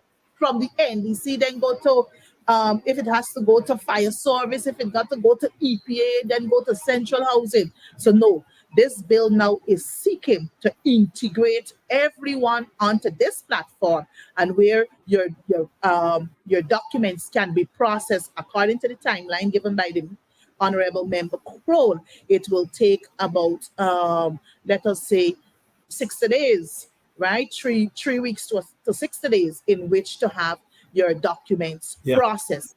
But it would be good for me to make this point. Single window system is not a new concept to Guyana and Guyanese, because it was the visionary leadership of the APNU AFC government under Mr. President David Granger. We introduced single window unit, right, for the customs and trade operations, because you know how things has happened at customs. You gotta go to one location to get this clear, then you gotta move to another location to get whatever clear. No. And this bill was actually enacted in 2019, assented into law in 2019, and it is bill number 15 of 2019. So I know the PPP well, and I guess all Guyanese know PPP well. They will make us to believe as though it was their idea of bringing this new concept to Guyanese. Oh no, it was the vision of the APNU AFC government that would have started the single window unit under the customs and trade arrangements. Yeah. All right, Minister, I want to zoom in on a few things as it relates to this bill. I listened to your presentation. I also listened to the Minister Crowell presentation, and the general idea is that this bill is intended to remove a number of the red tape, to reduce the time that it takes to move from point A to point B as it relates to building. I heard that you would have given your support in terms of saying that the bill was a good bill and it's necessary that people have an easier flow when it comes to dealing with all of the agencies. And the problem is that a number of persons would have identified that unlike the customs single window, this single window idea would encompass a number of agencies, some agencies like regional bodies who are supposed to be responsible for certain things. And there is a word centralization. This centralization word is raising some eyebrows in that, look, this is going to remove the power from those agencies. Is there anything in the bill that gives comfort to those agencies that, look, we are not going to be powerless in our region as it relates to having any, authority when it comes to these things? Are we going to just give all the power to central government? I know that's fear, and I'm wondering, what are your thoughts on that? Well, Randy, the bill in its current format, for me, and also, and I know you guys have some amendments. Sorry about that. Yeah. For me and my colleagues, it doesn't give us comfort, and it will not give the municipality and these local authority areas, the NDC areas, any comfort.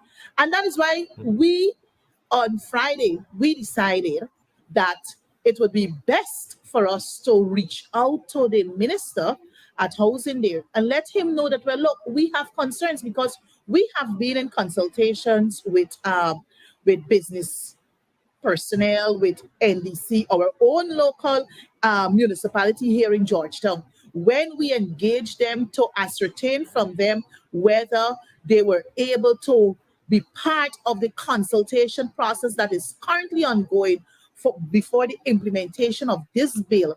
or the system that is coming to play by July 1st, 2023. They said no, as elected representatives, they were not engaged. It was only the administrative arm of the council that was actually engaged, actually had consultation by the ministry and also the consultant, how this protocol will work. So when we examined the bill, we recognized that the fees will not be disbursed to the NDCs, because in the act it doesn't say so, or in the bill, sorry, it doesn't say so. It's very blanket where that is concerned. So yesterday we had a meeting with Honorable Colin Crowell and his technical team there at the Ministry of Housing, and we were able to highlight our observation of deficiencies in the bill. And we say, hey, we ask the question, what's happening as it is right now when I, as a builder, engage the municipality? I would normally pay a fee. A fee is paid so that your application can be processed and all manner of things. So when this bill is enacted, what will become of those arrangements, right? So the minister stated that the monies will be dispersed, right? When they collect these monies via probably if the applicant want to pay using the e-card, MMG, credit card, online payment, right? Their debit card and so forth. These monies will now be disbursed to the relevant NDC and municipalities. So we asked, what will be the time frame for the disbursement of these monies? Because as I said, the bill does not address that. So they said within 60 days. So the several amendments that we have asked for that particular component to be made a part of the bill. And I was happy to hear the Honorable Minister made reference to our amendments here this morning, and he has also agreed, because I have a motion before the House calling for this particular bill to be sent to a special select committee. And you see, at the level of a special select committee, you're able to go through clause by clause, sections by sections, and say, hey, this works kind of tricky here. Can't we find a more suitable substitution? And so once we have consensus at that level, then we'll able to refine the bill, bring it back to the House, and we pass it unanimously. So the minister stated earlier that this bill will be sent to a special select committee, because Randy, you would recall that in 2021, when we had the local content bill, they hurriedly rushed to have Rush it through. Even though the plea from the opposition side, which suggested to them, man, look, let us send this bill to a special select committee, because one, prior to the bill coming to the House, they claimed, just like this bill, that they have held wide consultations with stakeholders across the nation. But we weren't consulted. We are representing over 214,000. According to the figure GCOM give to us, we are representing over 214,000 persons in the National Assembly. And by right, if a legislation is coming into effect, as elected representatives, we must have a say at the table too. So when it comes to the National Assembly, you wouldn't have this tug of war that the government will use their one-seat majority to rush things down our throat. And that is exactly what they did with the local content bill of 2021. And that's why we're now hearing them touting that the bill will have to be returned to the National Assembly for amendments. So, Randy, you see, the opposition has been vindicated.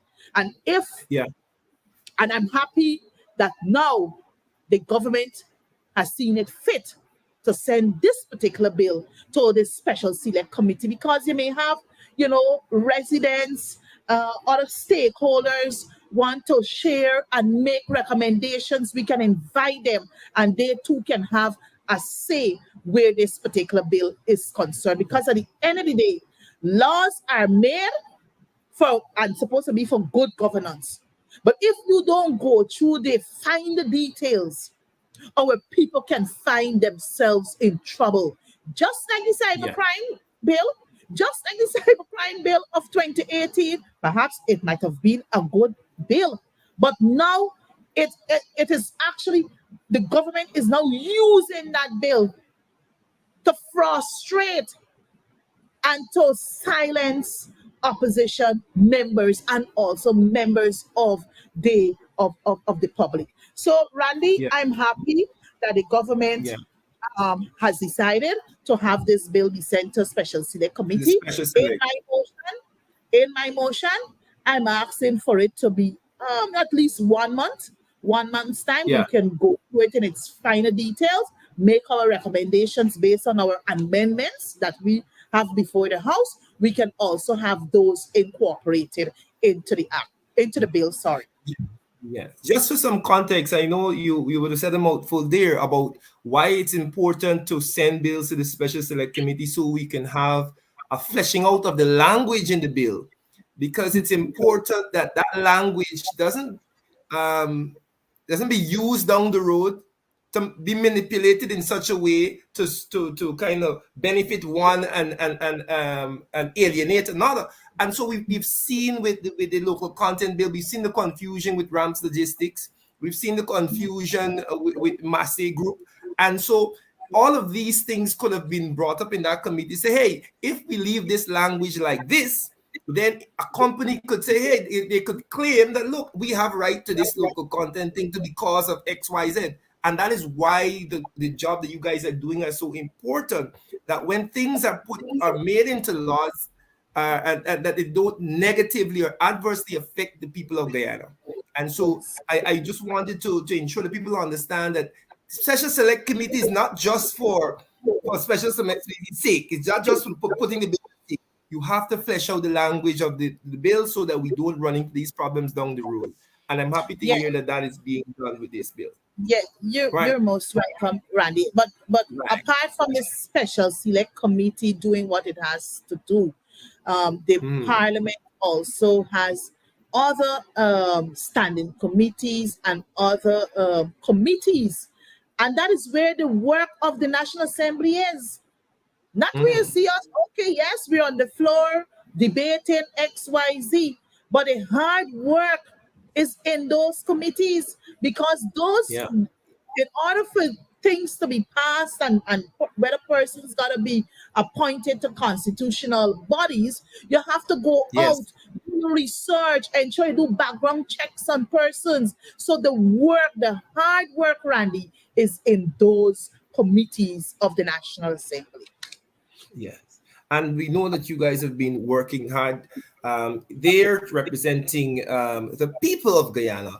And we want to thank you for that, Shadow Minister of Housing and Water, Annette Ferguson, former minister, I should say also. So I remember MP Ferguson, we want to say thank you very much for coming on the program and sharing your thoughts. And we are going to be hearing more about this single window bill in the future, because it affects many, many, many people.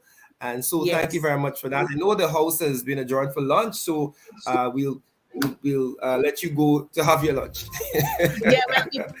Before I go, Randy, let me just take this opportunity to, just as I started, to say thank you very much to you for allowing me this platform where I can share with our viewers and our listeners, and most importantly, the Guyanese people, as to what is really happening and what this bill is seeking to address. And as you rightfully put, at subsequent telecasts, persons will know exactly, what were the recommendations coming out from the Special Select Committee.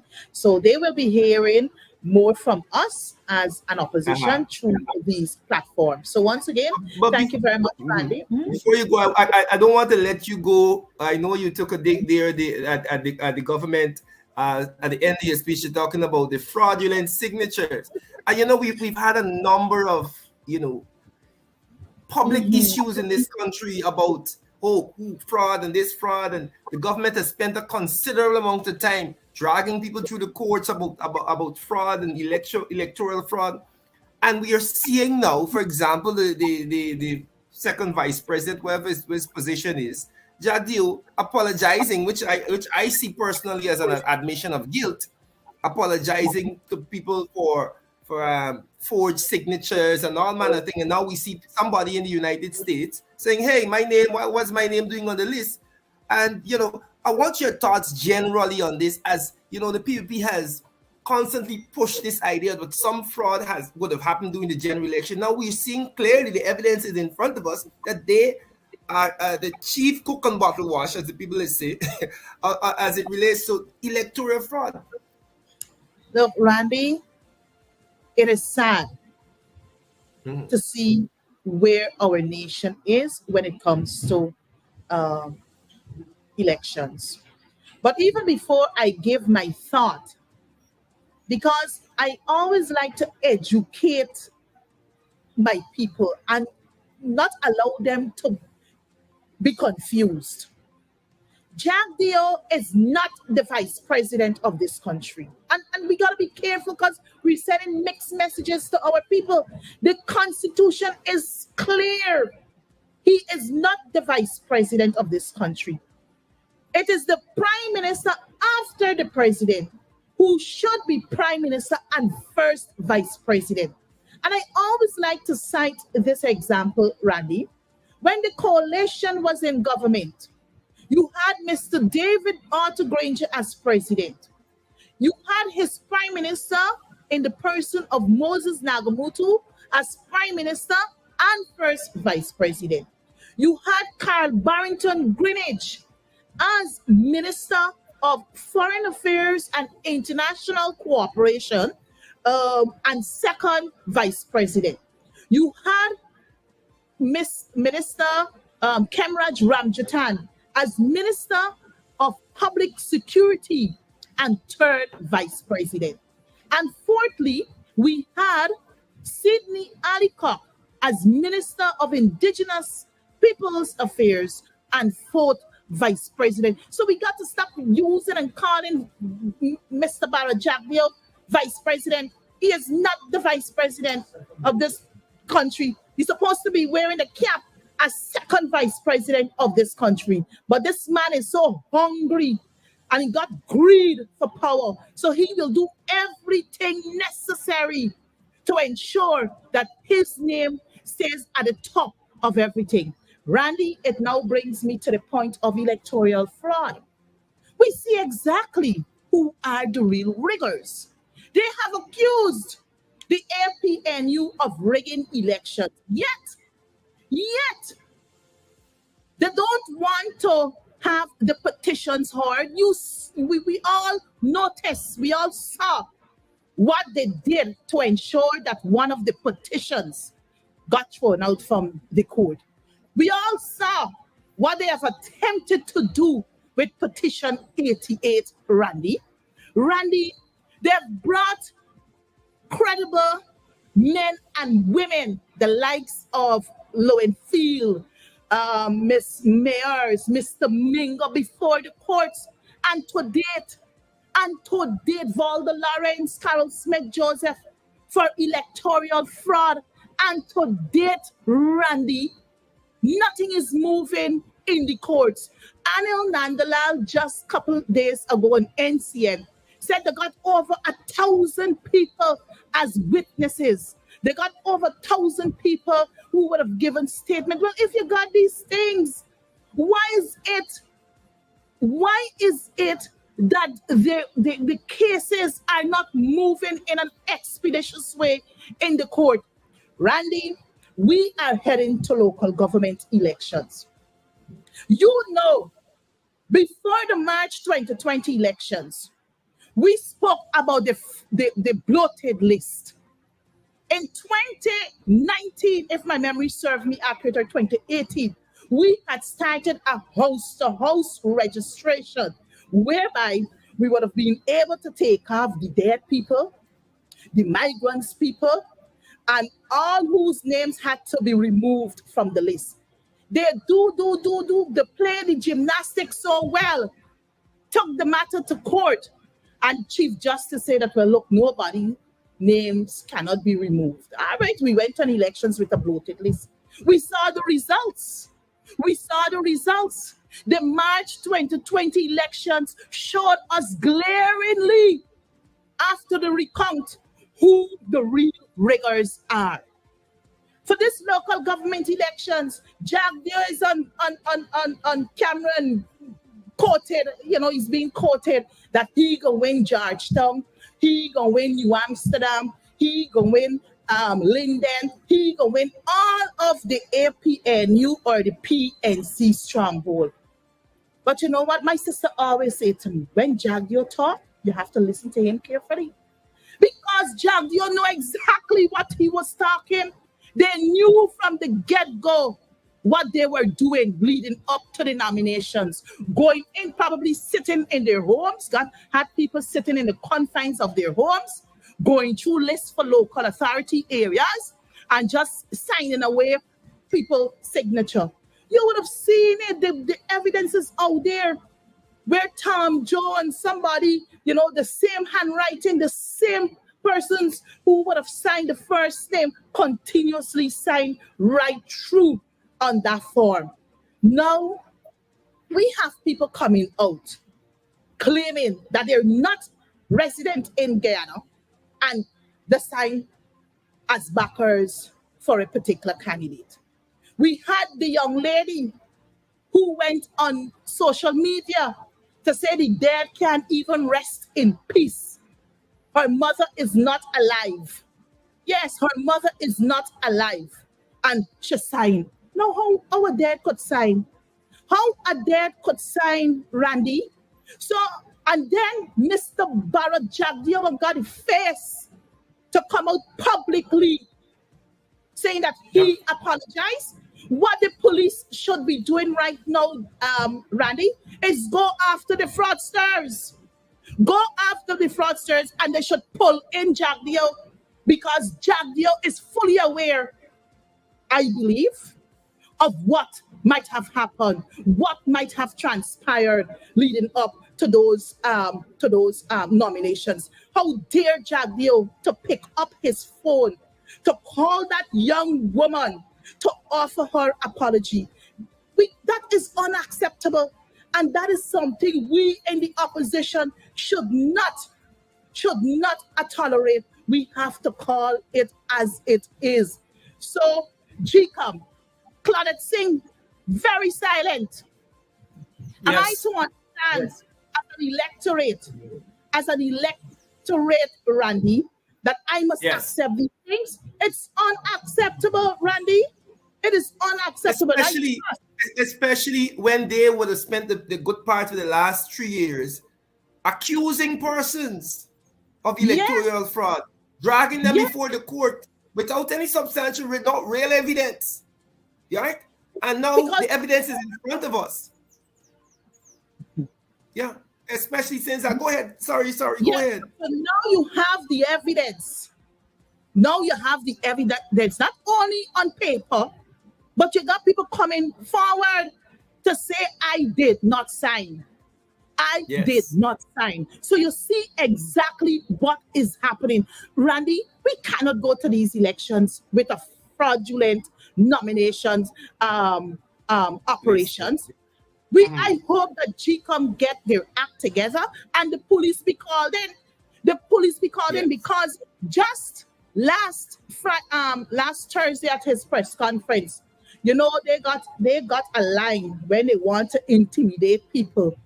They use a specific line, to get the police attention to go after persons. Right. Puts out a statement saying to the Guyanese public, if you are intimidated by opposition members, you should lodge a complaint with the police. Jagdeo, that wouldn't intimidate us.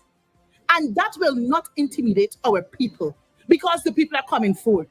The people are coming forward, Randy, and I hope the police go after the complaints that are being lodged at the various stations, and we have to make those fraudsters a typical example because we got the evidence.